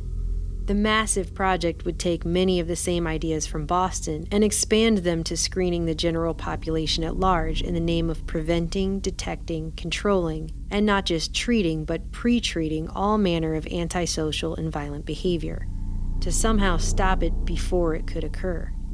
Broad in scope, the project called for experimenting on people of all ages and from all sectors of society, including children, menstruating women, anyone deemed predisposed to alcoholism, criminals, mental patients, people diagnosed with brain disease and dysfunction, and more. Race was obviously considered a cause of violence, as the project involved plans to monitor students and introduce experimental anti-violence treatment programs at 2 different junior high schools, one in a predominantly black ethnic area, and the other in a predominantly Chicano area. A wide variety of experimental treatment methods would be employed, including everything from newly developed but unapproved chemical castration drugs, to monitoring, quote, abnormal electrical brain activity, specifically using surgical intervention by implanting tiny electrodes deep within the brain, end quote. Dr. West noted it is even possible to record bioelectrical changes in the brains of freely moving subjects through the use of remote monitoring techniques. Sound familiar?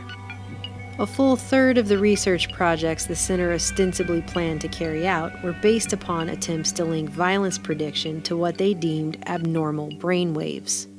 Irvin, for example, made remarks that to the effect that being a do-gooder or goody two-shoes or nice to people, that was a pretty good idea, but you wouldn't get any money from that. So they knew that the way to get money was to play on political and social fears and on racism. And these men are just riding that horse of violence, riding that horse of I'm right, you're wrong. I'm white, you're black. I'm a neurosurgeon, you're a nobody. I think they're just riding all of those negative human emotions, integrating it into totalitarian philosophies. The ultimate goal of all this research was described as the ability to predict violent behavior, the development of mass screenings for the general public in order to officially label any violence-prone individuals of all ages before they actually committed an act of violence, and then initiate preventative treatment in the form of behavior modification of such individuals, even though they had not committed any crimes or done anything wrong yet. For many opponents, the UCLA project was a real-life version of the Stanley Kubrick film A Clockwork Orange. The center was described in a congressional hearing as a laboratory for the Department of Corrections and law enforcement officials with the diaphanous veneer of UCLA. Prisoners and patients at state hospitals and medical correctional facilities would also be used as guinea pigs for this experimental research, including those being held at Vacaville, Camarillo, and Atascadero. Vacaville had recently had its experimental maximum psychiatric diagnostic unit shut down following public outcry after it came to light that 3 prisoners had been amygdalotomized to inhibit their aggressive tendencies in 1968, with disastrous results, all of which the prison attempted to deny ever happened at first. One of the things that I had not imagined early on was all of this might have political implications. It didn't dawn on me. I'm embarrassed at how naive I was about life. I had no idea the treachery of outstanding people in the field of medicine, psychiatry, neurology, neurosurgery. Through all of this, Dr. Breggin continued to publish articles and make public appearances speaking out against the Orwellian violence centers and their experimental treatments. I was not going to stop. I was just not going to stop about this. Again, unsurprisingly, in the initial proposal dated September 1972, Dr. Frank Ervin was listed as a UCLA faculty member who had already submitted research to the project before it even officially began on violence in the brain, bioelectrics, and behavioral studies. Once again, it became apparent this project had already been approved in the upper echelons of government, when then California Governor Ronald Reagan proudly announced the formation and $1 million funding of the UCLA Center in his January 1973 State of the State address. In the weeks that followed, however, the plans for the center were leaked to an already anxious public by Director West's opponents inside his own neuropsychiatric institute. Protests began breaking out on the UCLA campus and outside the NPI. Protests against the use of psychosurgery to curb violence. Protests against what some called a clockwork orange at UCLA. Protests against the obviously racist and sexist overtones of the proposal, and considering Dr. Ervin's timely presence at UCLA just prior to the project's announcement, protests against Drs. West and Ervin personally. Several students were even arrested after they chained themselves to Dr. West's desk. The project's proposal went through at least 4 revisions as Dr. West frantically attempted to rebrand his new violence center and regain public trust. Frank Ervin's name was removed from all subsequent drafts altogether. So was any trace of reference to psychosurgery, something that in the meantime Dr. Mark redefined in journal articles specifically as the creation of lesions in the brain and not the drilling into the skull for the placement of electrodes. This weak semantic argument allowed Dr. West to proclaim that his center was never going to be involved in psychosurgery of any kind, despite the fact that the placement of deep brain electrodes in test subjects, possibly including children, was a stated objective in his first proposal draft. By 1974, they even took the word violence out of the title, renaming the whole thing as the UCLA Project on Life-Threatening Behavior. Despite all the edits and reassurances, internal documents continued to get leaked to the press, and public opposition continued to build. Funding for the project itself was finally pulled and the project officially abandoned, after a shocking letter was leaked which hinted at something far more sinister than what Dr. West had adamantly tried to sell to the public. The letter was written by Dr. West to a man who appeared to be his good personal friend, Dr. J.M. Stubblebine, then Director of Health in the California State Office of Health Planning. It read, "Dear Stubb, I am in possession of confidential information to the effect that the Army is prepared to turn over Nike missile bases to state and local agencies for non-military purposes. They may look with special favor on health-related applications. Such a Nike missile base is located in the Santa Monica Mountains within a half-hour's drive of the Neuropsychiatric Institute. It is accessible but relatively remote. The site is securely fenced and includes various buildings and improvements making it suitable for prompt occupancy. If this site were made available to the Neuropsychiatric Institute as a research facility, perhaps initially as an adjunct to the new Center for Prevention of Violence, we could put it to very good use. Comparative studies could be carried out there in an isolated but convenient location of experimental or model programs for the alteration of undesirable behavior. Such programs might include control of drug or alcohol abuse, modification of chronic antisocial or impulsive aggressiveness, etc. My understanding is that a direct request by the governor or another appropriate officer of the state to the Secretary of Defense, or of course the President, would be most likely to produce prompt results. Needless to say, I stand available to participate in any way that might be helpful. Louis Jolyon West, M.D., Medical Director. And there it was, in black and white. Dr. West planned to use his confidential political back channels to acquire a newly decommissioned Nike missile base, complete with underground facilities and nestled high in a remote area of the Santa Monica Mountains, and turn it into a research facility to perform his experiments, altering people's behavior in a place he personally described as securely fenced and isolated. And that was the last straw. Public outcry drowned out Dr. West's best attempts at downplaying his center's true goals. The project was, at least officially, shut down.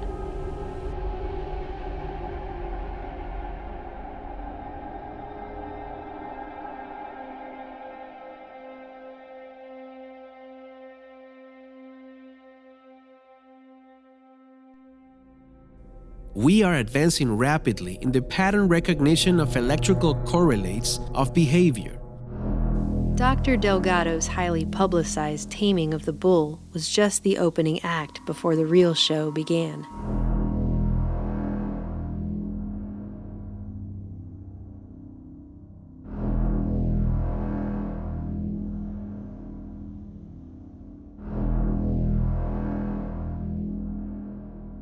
Automatic learning is possible by feeding signals directly into specific neuronal structures without conscious participation. What struck me about Delgado, first of all, was that he was a political philosopher. He wasn't just a psychosurgeon that put electrodes in the brains of people and bulls. And he was a political philosopher who saw the fundamental principles of America, the Declaration of Independence in particular, as being scientifically incorrect based on the neuroscience of the 1960s. That humans aren't individuals. They're under the influence of all kinds of forces. That means they're not individuals. They may feel self-important, but they're not important.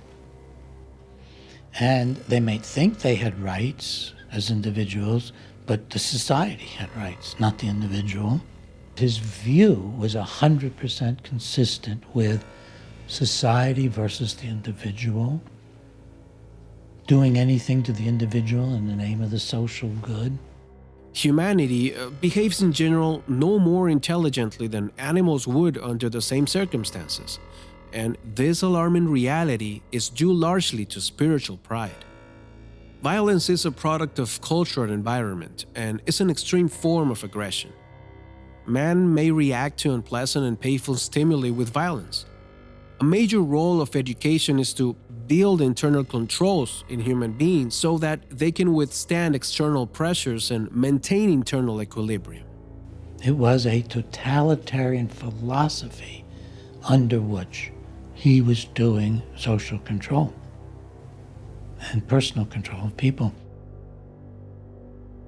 Cybernetics was first described by Norbert Wiener as communication and control in the animal and the machine. Human languages have remained complex in their unraveling and interpretation. Even computer languages must be defined. In cybernetic terms, EEG brainwaves represented the world's first known non-symbolic language, able to directly communicate signals and meaning into the partitions of the mind. Direct communication was key. Man had uncovered a pathway to decode brainwaves, to interpret EEGs, and to encode reciprocal messages that a computer understands and responds to automatically. This was sophisticated, technologically driven mind control in action. Most people simply can't grasp such a thing. Can't think it, imagine it, or believe it. An emotional plea is deaf to the drone of society, and each person learns to live according to its rhythms. Saul Sells' work on MKUltra Subproject 119, proposed and put into action in 1959, sought to activate the human organism by remote electronic means using bioelectric sensors, a lead with 24 channels of brainwave data, recording and data processing devices, and what Sells called an autocorrelator, the very machine the MIT and MGH teams developed to analyze and interpret EEGs. While the first autocorrelator of 1955 took 20 minutes to analyze Norbert Wiener's brain, subsequent versions of the device could surely approach real time, and with infinitely more channels of data. By the 1960s, Dr. Delgado demonstrated that his devices could automatically monitor, correct, and recondition the very mental capacities of his experimental subjects. And that is an idea unlikely to be forgotten.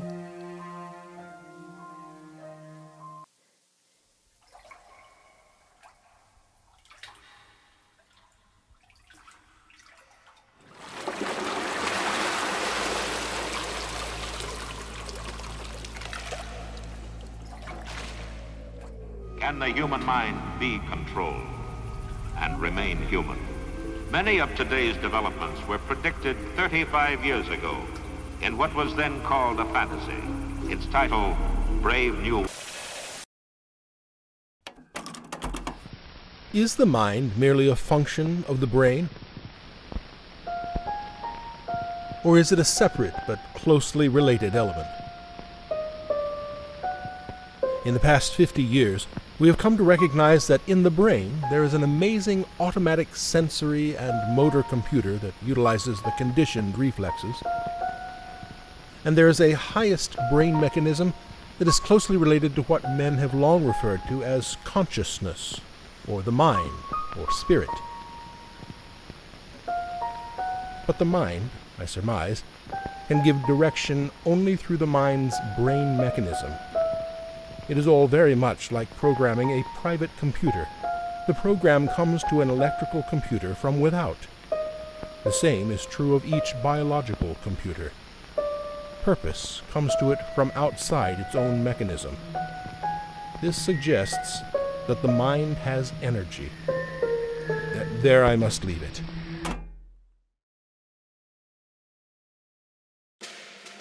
The 1967 Webster's Dictionary defines cybernetics as the comparative study of the automatic control systems formed by the nervous system and brain, and by mechanical electrical communication systems.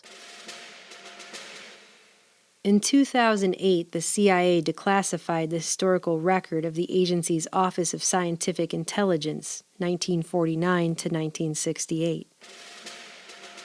In it, there are a few mentions of cybernetics, including a classified research program and a biocybernetics working group, the responsibility for which fell under a CIA medical subcommittee. References were also made to Soviet cybernetics programs, East-West technology exchanges, and something called World Cybernetics, even though this document wasn't declassified until 2008. All of the pages describing the CIA's cybernetics program are still redacted to this day. I have puzzled over human evil for a long time. And I'm not sure I have more to say about it than anybody else, except I'm willing to call it human evil, which most folks aren't anymore. What was driving Mark Irvin and Sweet? What was driving Delgado? Dr. Jose Delgado wrote that conquering the human mind is a national goal at parity with conquering poverty or landing a man on the moon. The main aim is to establish a scientific foundation for the creation of a future psycho-civilized society.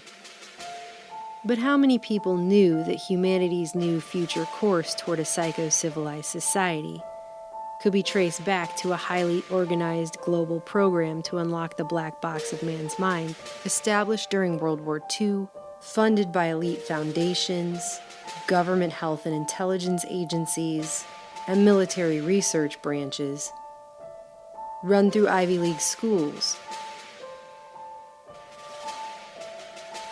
hospitals,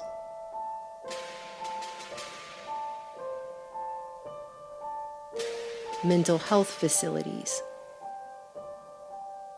and prisons, and involving a diffuse global network of intelligence agents, neurologists, psychologists, psychiatrists, physiologists, anthropologists, mathematicians, and cyberneticians, all seemingly working under the same United Nations UNESCO goal for decades: how to create peace in the minds of men. The governments of the states parties to this Constitution, on behalf of their peoples, declare that since wars begin in the minds of men, it is in the minds of men that the defenses of peace must be constructed. In summary, therefore, there is no evidence that the Soviets have any techniques or agents capable of producing particular behavioral patterns which are not available in the West.